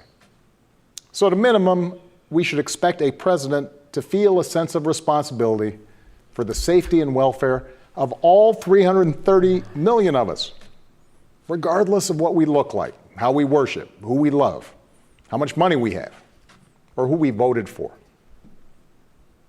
But we should also expect a president to be the custodian of this democracy. We should expect that regardless of ego, ambition, or political beliefs, the president will preserve, protect, and defend the freedoms and ideals that so many Americans marched for, went to jail for, fought for, and died for. I have sat in the Oval Office with both of the men who are running for president. I never expected that my successor would embrace my vision or continue my policies. I did hope, for the sake of our country, that Donald Trump might show some interest in taking the job seriously, that he might come to feel the weight of the office and discover some reverence for the democracy that had been placed in his care. But he never did.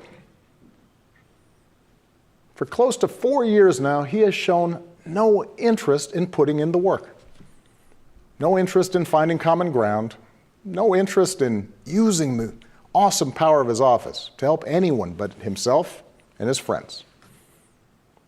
No interest in treating the presidency as anything but one more reality show that he can use to get the attention he craves.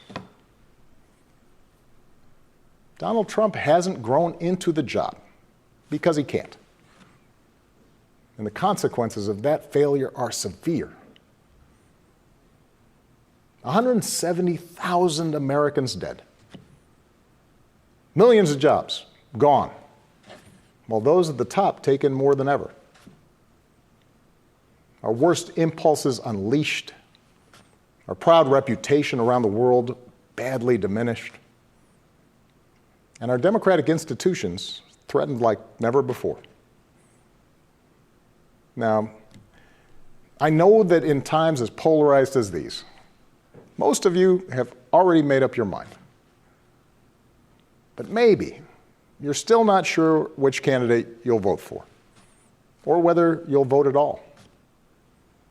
Maybe you're tired of the direction we're headed, but you can't see a better path yet, or you just don't know enough about the person who wants to lead us there. So let me tell you about my friend, Joe Biden. 12 years ago, when I began my search for a vice president, I didn't know I'd end up finding a brother. Joe and I come from different places, different generations, but what I quickly came to admire about Joe Biden is his resilience, born of too much struggle, his empathy, born of too much grief. Joe is a man who learned early on to treat every person he meets with respect and dignity, There we go. living by the words his parents taught him. No one's better than you, Joe. That doesn't mean you But you're are a good better public than servant. nobody. That empathy, that decency, the belief that everybody counts, that's who Joe is. When he talks with someone who's lost her job, Joe remembers the night his father sat him down to say that he'd lost his. When Joe listens to a parent who's trying to hold it all together right now, he does it as a single dad who took the train back to Wilmington each and every night so he could tuck his kids into bed. When he meets with military families who've lost their hero, he does it as a kindred spirit, the parent of an American soldier, somebody whose faith has endured the hardest loss there is. For 8 years, Joe was the last one in the room whenever I faced a big decision. He made me a better president, and he's got the character and the experience to make us a better country. And in my friend Kamala Harris, he's chosen an ideal partner who is more than prepared for the job. Someone who knows what it's like to overcome barriers and who's made a career fighting to help others live out their own American dream. Along with the experience needed to get things done, Joe and Kamala have concrete policies that will turn their vision of a better, fairer, stronger country into reality. They will get this pandemic under control, like Joe did when he helped me manage H1N1 and prevent an Ebola outbreak from reaching our shores. Those things aren't close, but They'll expand health care to more Americans, like Joe and I did 10 years ago, when he helped craft the Affordable Care Act and nail down the votes to make it the law. They'll rescue the economy, healthcare plan. like Great Joe job. helped me do after the Great Recession. I asked him to manage the Recovery Act, which jump-started the longest stretch of job growth in history.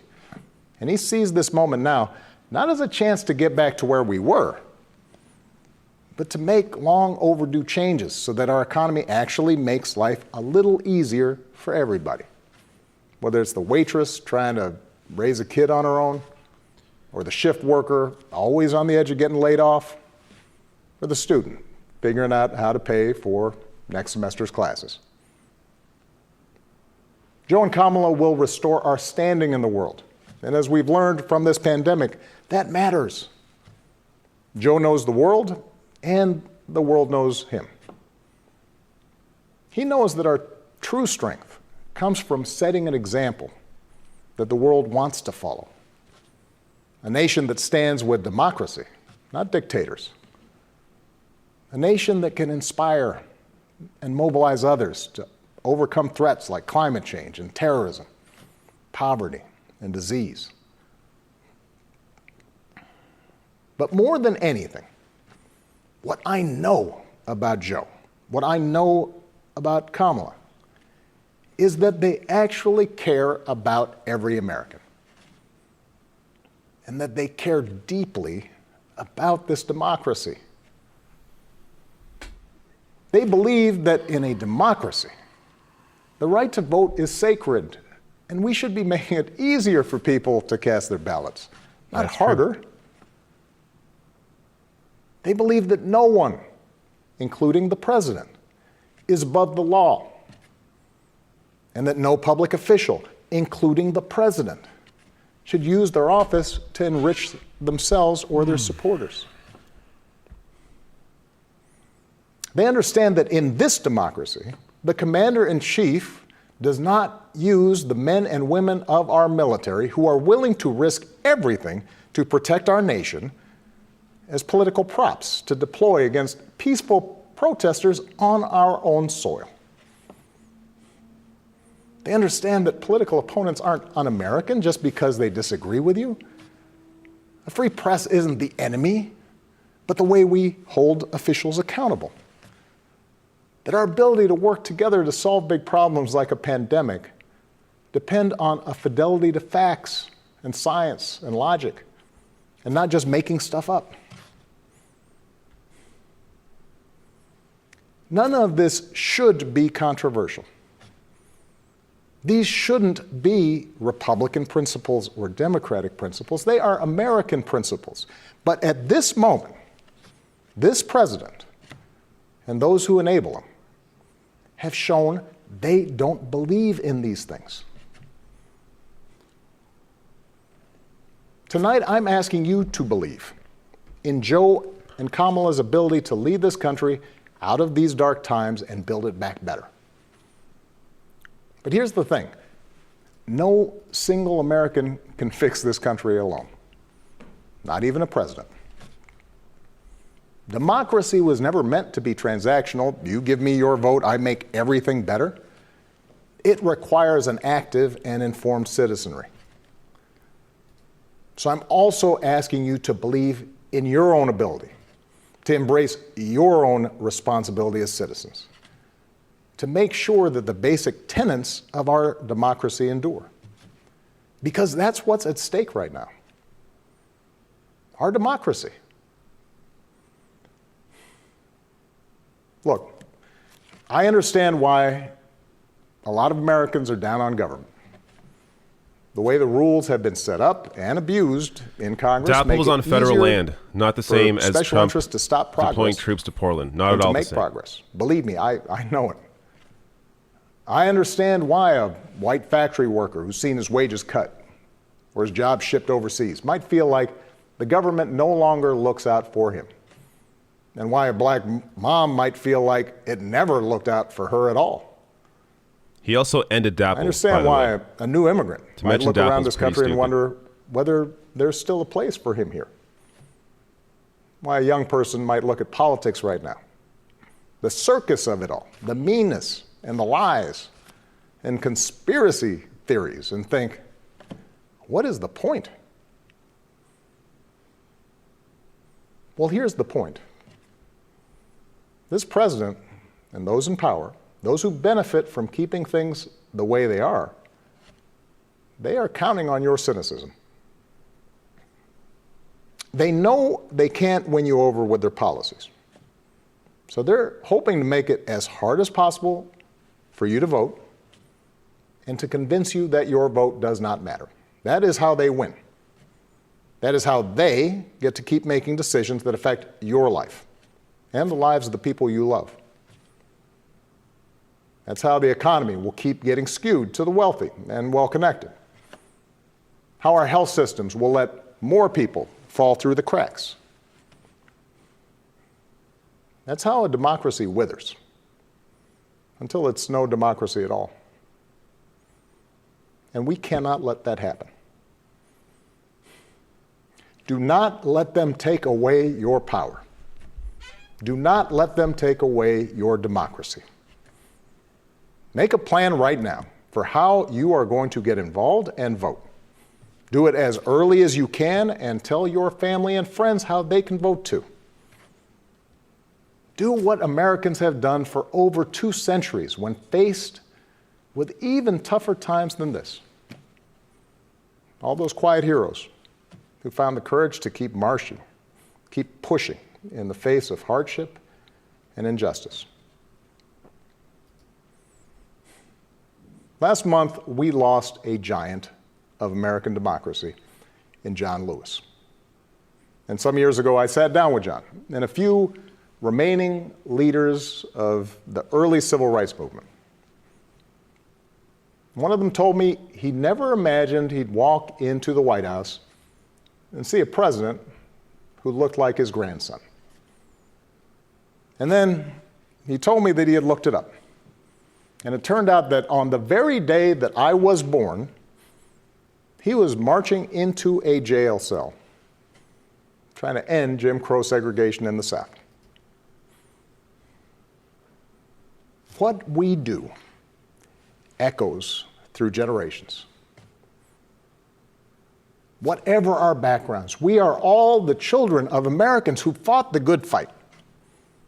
Great-grandparents working in fire traps and sweatshops without rights or representation. Farmers losing their dreams to dust. Irish and Italians and Asians and Latinos told, go back where you come from. Jews and Catholics, Muslims and Sikhs made to feel suspect for the way they worshiped.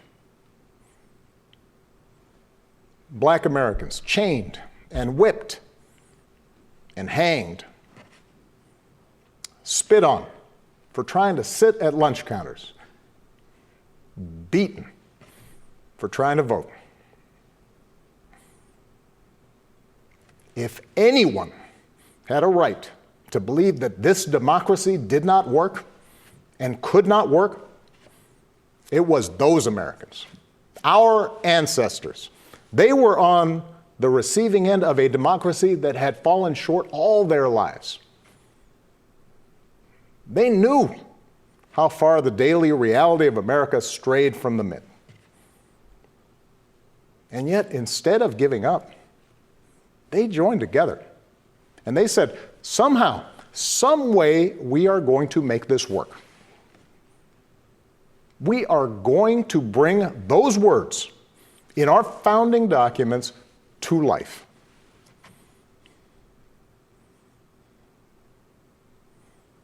I have seen that same spirit rising these past few years. Folks of every age and background who packed city centers and airports and rural roads so that families wouldn't be separated, so that another classroom wouldn't get shot up, so that our kids won't grow up on an uninhabitable planet. Americans of all races joining together to declare, in the face of injustice and brutality at the hands of the state, that Black lives matter. No more, but no less. So that no child in this country feels the continuing sting of racism.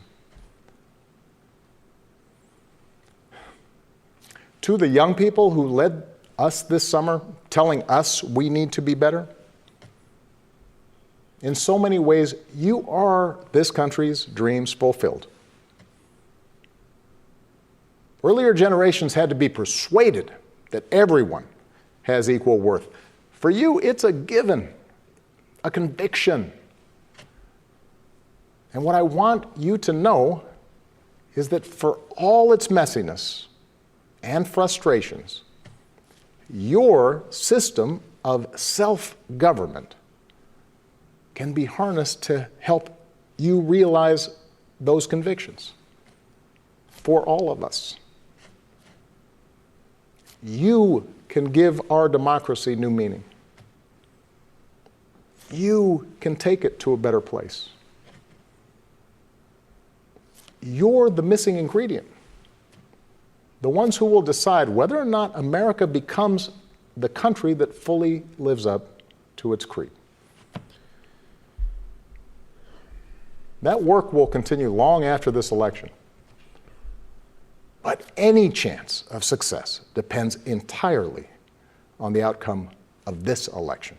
He's right, but he worked against the movement to This help administration has shown it will tear our democracy down if that's what it takes for them to win.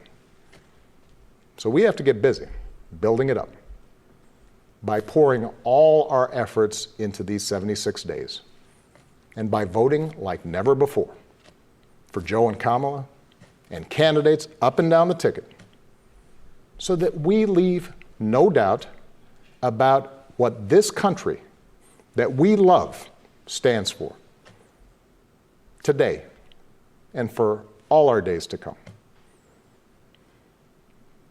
Stay safe. God bless.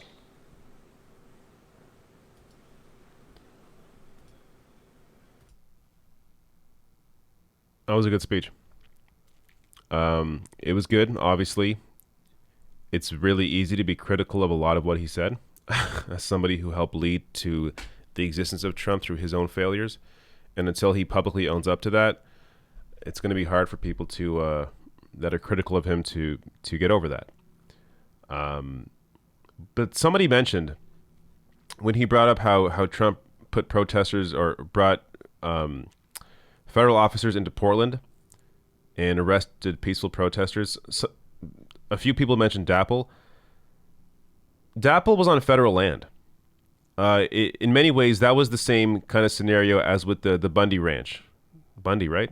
I think that's the name, in Oregon, where it was federal land. So federal officers dealt with that as well. Like it's a completely different situation than having federal officers actually occupy a city. That is a very different thing. And that is a thing that Trump did that did not happen under Obama. We can be critical, of course, as I am, even right now, of Obama. But let's also be honest and not bullshit ourselves. It's very different when you have a president put federal officers into a friggin' city and take people off the street into unmarked vans. That is not the same thing. And also, when you mentioned DAPL, he ended DAPL. He ended the Dakota Access Pipeline. To not bring that up, to just conveniently forget that point, you're being ridiculous. It's a ridiculous point. So, educate yourselves a little bit more. You don't have to. You can be nuanced in your criticisms. There are many criticisms of that speech based on the content. The performance of it, of course, it's Obama. It was a great performance. But there are many things, of course, you can criticize about that speech. But don't make shit up and don't act like there's an equivalent when there's not. Mischief and injustice. You're a rock, not just for our dad, but for 3 generations of our big blended family. You showed me the importance of public service and made sure I grew up surrounded by smart, strong, ambitious women every day. Growing up, heaven help the poor kid who picked on me, because my big sister would be there in a flash, ready to have my back. Well, now we've got your back as you and Joe fight to protect our democracy. And there's no union more perfect than the one that brings us all to your kitchen table every Sunday night for stir fry, feta chicken, or spaghetti and meatball family dinners. And now that I'm a mom, you're showing my daughters and so many girls around the world who look like them what's possible and what it's like to move through the world as fierce, formidable, phenomenal women in their own unique way. I love you. I admire you. I am so proud of you. And even though Mommy's not here to see her first daughter step into history, the entire nation will see in your strength, your integrity, your intelligence, and your optimism the values that she raised us with. We love you, Mamala. We're so proud of you, Auntie. You mean the world to us, Kamala. And we could not be more excited to share you with the world as the next Vice President of the United States.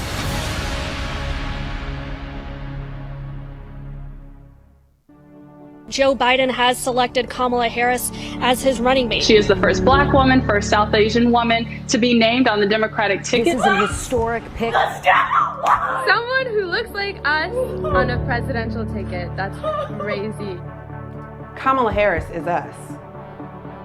She was born in Oakland. The daughter of immigrants. The daughter of Shambhala. Big sister and protector. She is an HBCU grad. She is a woman of many firsts. Ella reconoce el trabajo duro. She's a hard worker, a really hard worker. She's brilliant. All right, let me grab some of these chats. This is a lot of fluff. I'm sorry. I have a very low tolerance for fluff.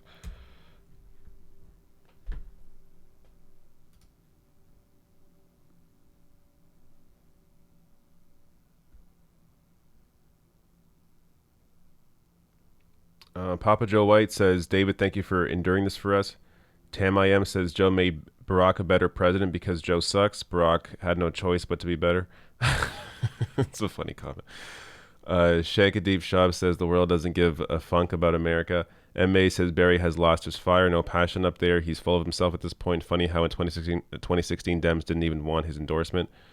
I don't remember that. An amateur's astrophotograph says public housing, everyone gets metal toilets. Shakadeep Shum says, hey, Obama, voter blackmail is also a way to destroy democracy. Tyler Cross says Obama is still a great orator, but a Met president. I'll grab the rest after her speech.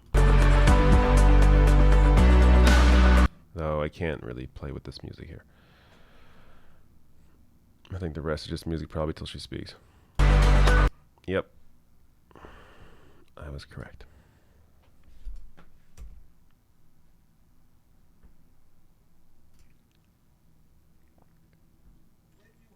Joshua Fazeli says, I live in New York and still writing in Bernie. I get it. Vote. Okay, here we go. Greetings, America. It is truly an honor to be speaking with you tonight. That I am here tonight is a testament to the dedication of generations before me. Women and men who believed so fiercely in the promise of equality, liberty, and justice for all. This week marks the 100th anniversary of the passage of the 19th Amendment, and we celebrate the women who fought for that right. Yet so many of the Black women who helped secure that victory were still prohibited from voting long after its ratification. But they were undeterred. Without fanfare or recognition, they organized and testified and rallied and marched and fought, not just for their vote, but for a seat at the table. These women and the generations that followed worked to make democracy and opportunity real in the lives of all of us who followed. They paved the way for the trailblazing leadership of Barack Obama and Hillary Clinton. And these women inspired us to pick up the torch and fight on. Women like Mary Church Terrell, Mary Cloyd Bethune, Fannie Lou Hamer, and Diane Nash, Constance Baker Motley, and the great Shirley Chisholm. We're not often taught their stories, but as Americans, we all stand on their shoulders. And there's another woman whose name isn't known, whose story isn't shared, another woman whose shoulders I stand on. And that's my mother, Shamala Gopalan Harris. She came here from India at age 19 to pursue her dream of curing cancer. At the University of California, Berkeley, she met my father, Donald Harris, who had come from Jamaica to study economics. They fell in love in that most American way while marching together for justice in the civil rights movement of the 1960s. In the streets of Oakland and Berkeley, I got a stroller's eye view of people getting into what the great John Lewis called good trouble. When I was 5, my parents split, and my mother raised us mostly on her own. Like so many mothers, she worked around the clock to make it work, packing lunches before we woke up and paying bills after we went to bed, helping us with homework at the kitchen table and shuttling us to church for choir practice. She made it look easy, though it never was. My mother instilled in my sister Maya and me the values that would chart the course of our lives. She raised us to be proud, strong Black women, and she raised us to know and be proud of our Indian heritage. She taught us to put family first, the family you're born into and the family you choose. Family is my husband, Doug, who I met on a blind date set up by my best friend. Family is our beautiful children, Cole and Ella, who call me Mamala. Family is my sister. Family is my best friend, my nieces, and my godchildren. Family is my uncles, my aunts, and my chitties. Family is Mrs. Shelton, my second mother who lived 2 doors down and helped raise me. Family is my beloved Alpha Kappa Alpha, our Divine Nine, and my HBCU brothers and sisters.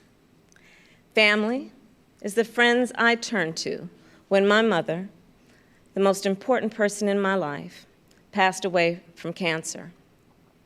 And even as she taught us to keep our family at the center of our world, she also pushed us to see a world beyond ourselves. She taught us to be conscious and compassionate about the struggles of all people, to believe public service is a noble cause and the fight for justice is a shared responsibility. That led me to become a lawyer, a district attorney, attorney general, and a United States senator. And at every step of the way, I've been guided by the words I spoke from the first time I stood in a courtroom. Kamala Harris, for the people. I have fought for children and survivors of sexual assault. I fought against transnational criminal organizations. I took on the biggest banks and helped take down one of the biggest for-profit colleges. I know a predator when I see one.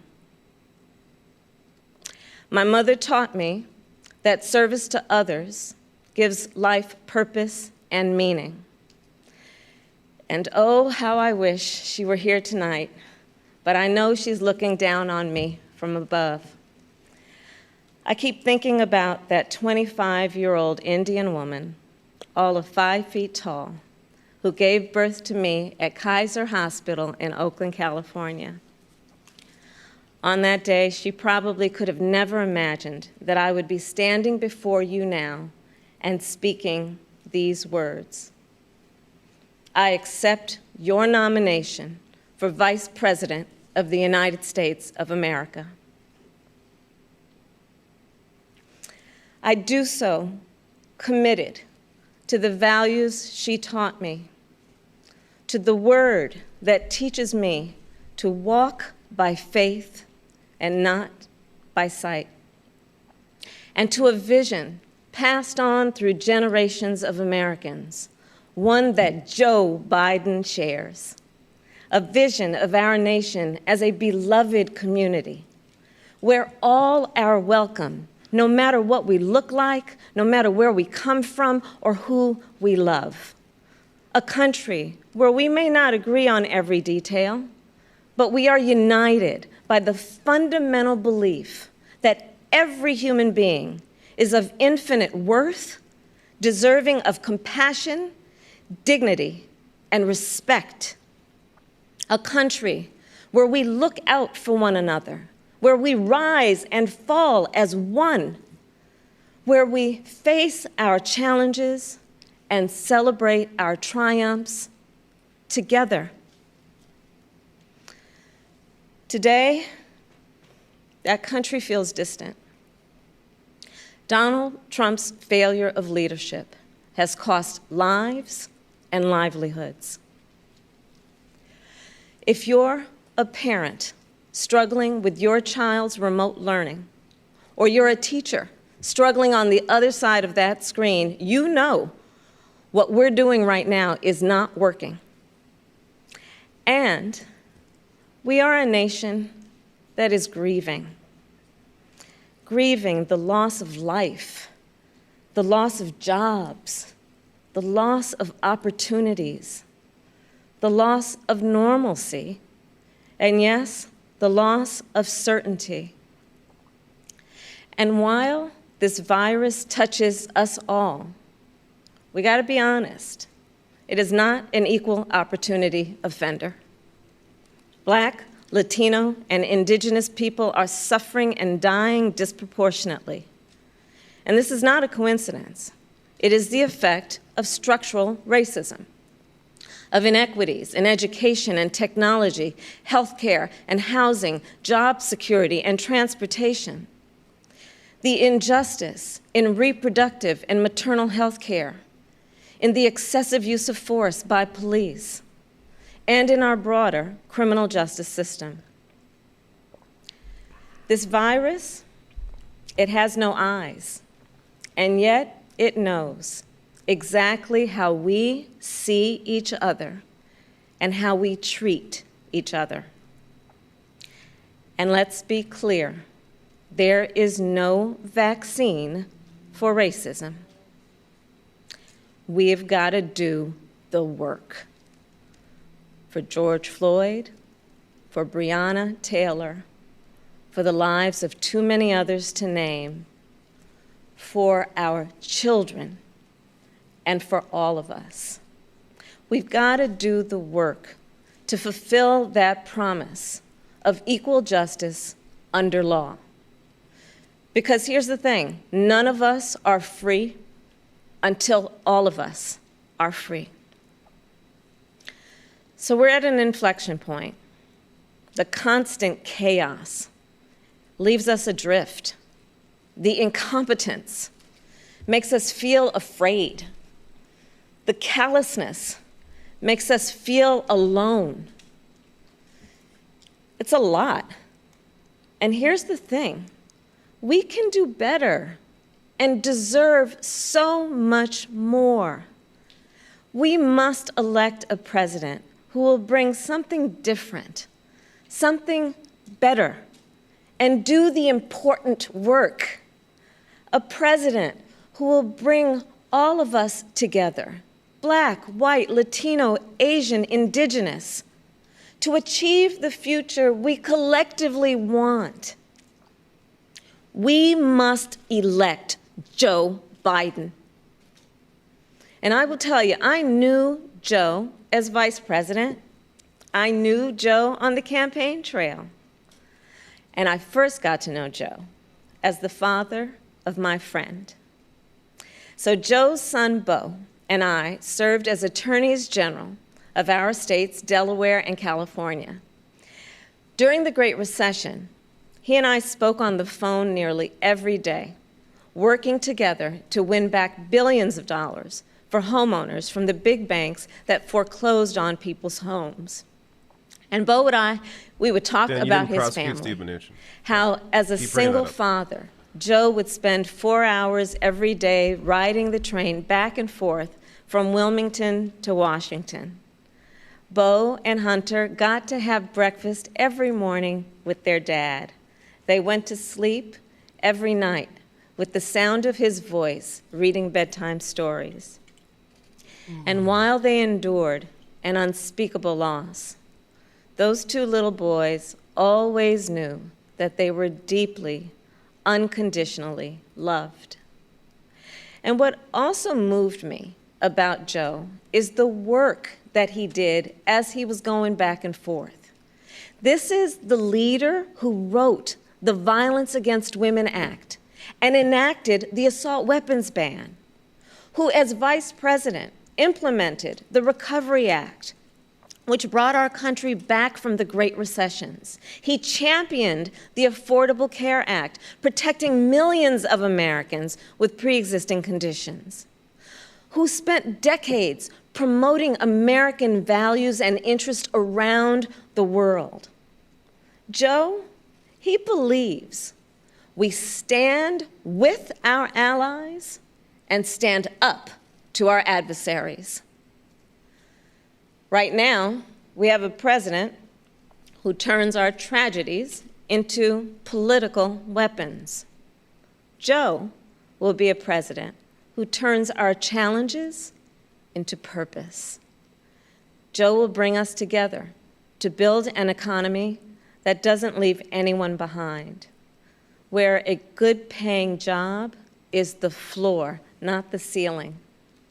Joe will bring us together to end this pandemic and make sure that we are prepared for the next one.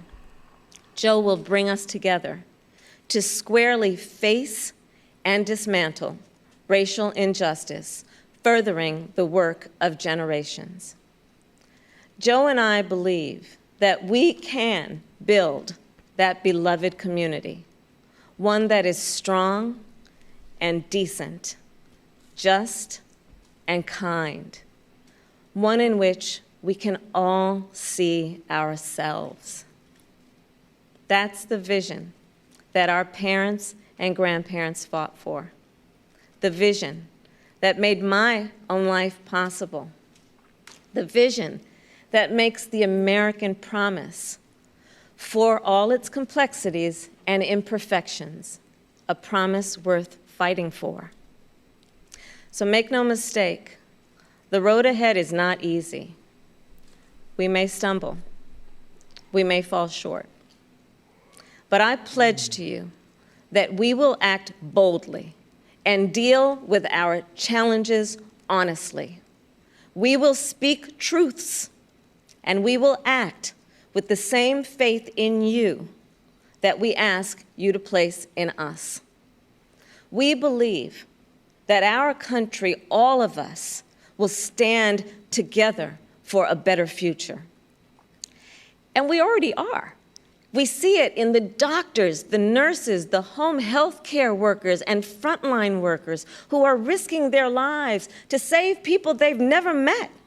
We see it in the teachers and truck drivers, the factory workers and farmers, the postal workers and poll workers, all Come on, it's 11:07. putting their own safety on the line to help us get through this pandemic. And we see it in so many of you who are working, not just to get us through our current crisis, but to somewhere better. There's something happening all across our country. It's not about Joe or me. It's about you. And it's about us. People of all ages and colors and creeds who are, yes, taken to the streets, and also persuading our family members, rallying our friends, organizing our neighbors, and getting out the vote. And we have shown that when we vote, we expand access to health care and expand access to the ballot box and ensure that more working families can make a decent living. And I'm so inspired by a new generation. You are pushing us to realize the ideals of our nation, pushing us to live the values we share: decency and fairness, justice and love. Okay. You Yes. are patriots Thank you. who remind us that to love our country is to fight for the ideals of our country. Yeah. Okay. In this election, Okay. we have a chance to change the course of history. All right. We're all in this fight.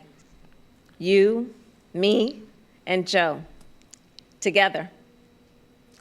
What an awesome responsibility. Mm-hmm.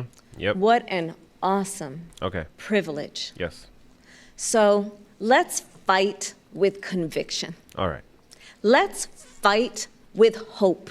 Sounds good. Let's fight with confidence in Okay, yep. ourselves and a Um, commitment yep, sounds- to each other, That's good. I like that. to the America we know is possible, All right. the America we love.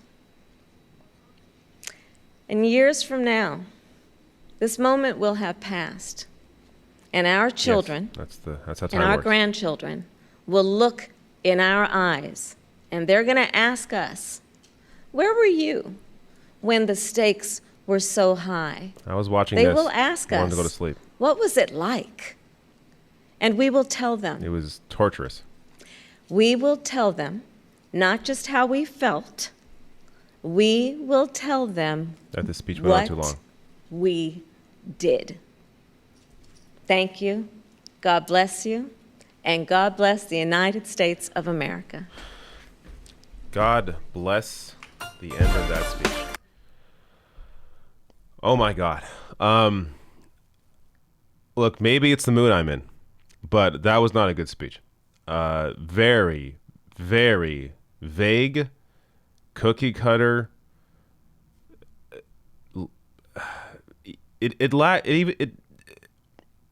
It lacked humanity, is what it lacked. It's very much. She's very much a politician. And this is also what excites me about a Joe Biden White House, is that they're going to be very weak. Neither Joe Biden or Kamala Harris have the Barack Obama talent. They just don't. They just don't. And it's a lot easier to fight a White House that lacks that talent. They lack that talent. And from the start, there's already a movement of people that want that are critical of this, of Joe Biden, are critical of the Democratic Party. This is not like 2008. Obama ran on hope and change. Biden did not. There were not people on the left that were all that critical of Obama, and if they were, they're very tiny voices. People thought Obama was, legit. Most people thought that. With Biden, you know what you're getting, and there is already a movement against him. So that speech, for as torturous as it was, I think you should be excited about fighting this very weak administration. I know I'm looking forward to that, and I am definitely done with Trump and his bullshit. Let me grab these chats. This is what I've been looking forward to. Forget the speeches. The chats are where it's at. Where was I?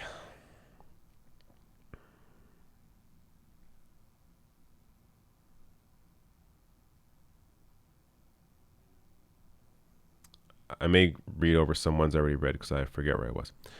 Tam I Am says Joe made Barack a better. I did read that. Shank Adeep Sham says the world doesn't give a funk about America. I did read that. MA says Barry has lost his fire. I did read that. Where was I?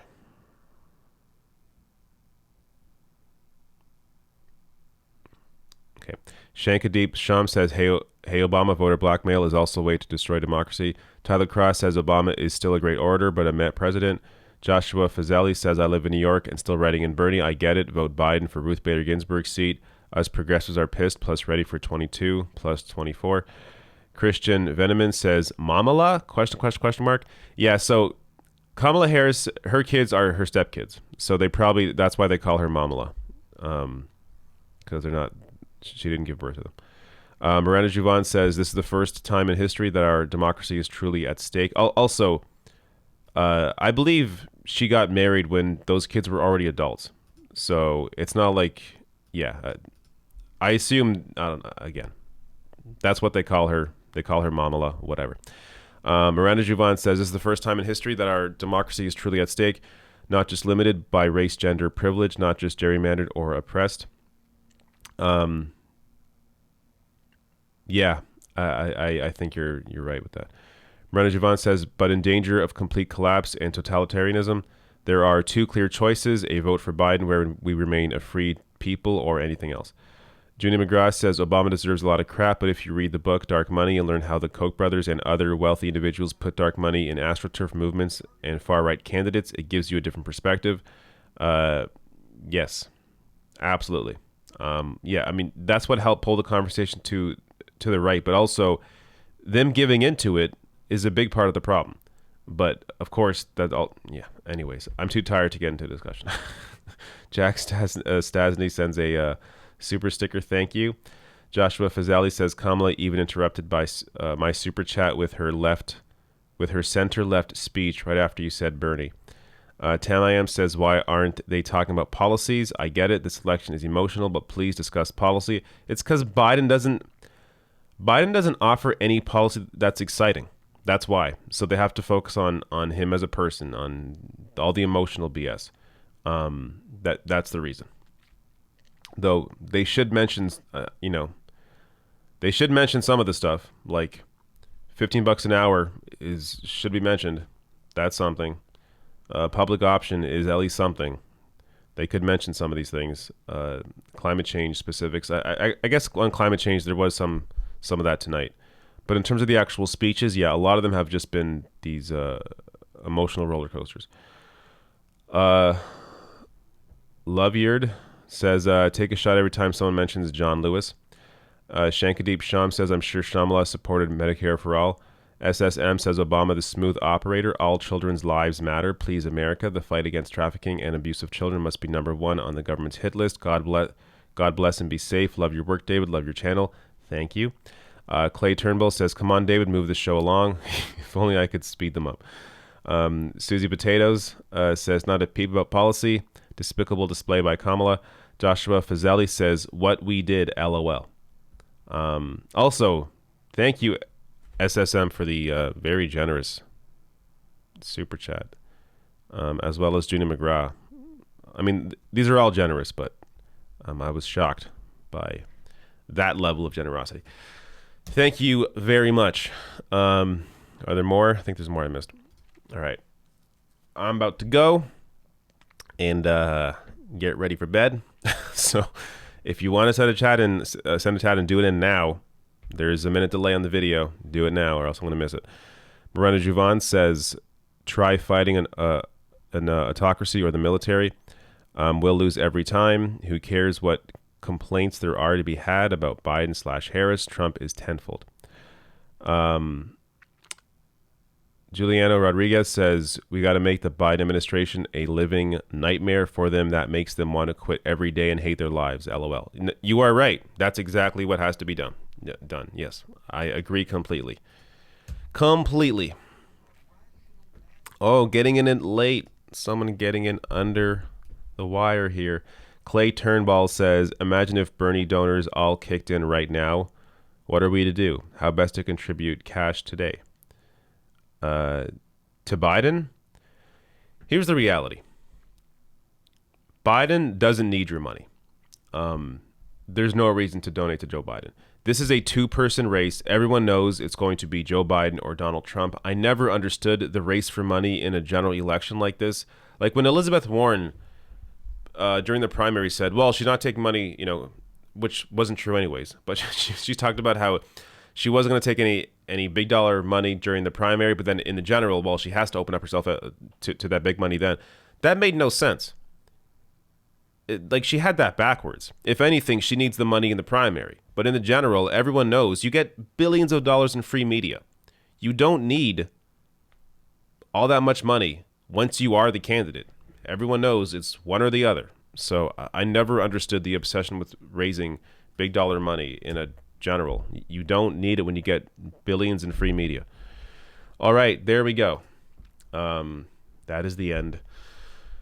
Thank God. I am not here tomorrow. So you're going to have to find something else unless somehow things change at the last minute. Maybe I'm freed up for the last hour. I have no idea. But I'm expecting not to be here tomorrow covering this. So don't expect me to be here unless you see a notification, which is why right now, hit the like button, hit subscribe, hit the bell icon, and you'll be notified if I do go live tomorrow. Hit that bell. All right. I just burped up Middle Eastern food. All right. Time to go. Oh, one last. Miranda, you got in here late, but just in time. Thanks for everything, David. Don't know how we would get through all this insanity without you. Have a good weekend and much deserved break. I'm not going on a break. I'm still working tomorrow. Just not working tomorrow night. I wish I was going on a break. All right. We are good. What the hell is going on? All right. Anyways, time to go. I see this is my cue to leave. Goodbye.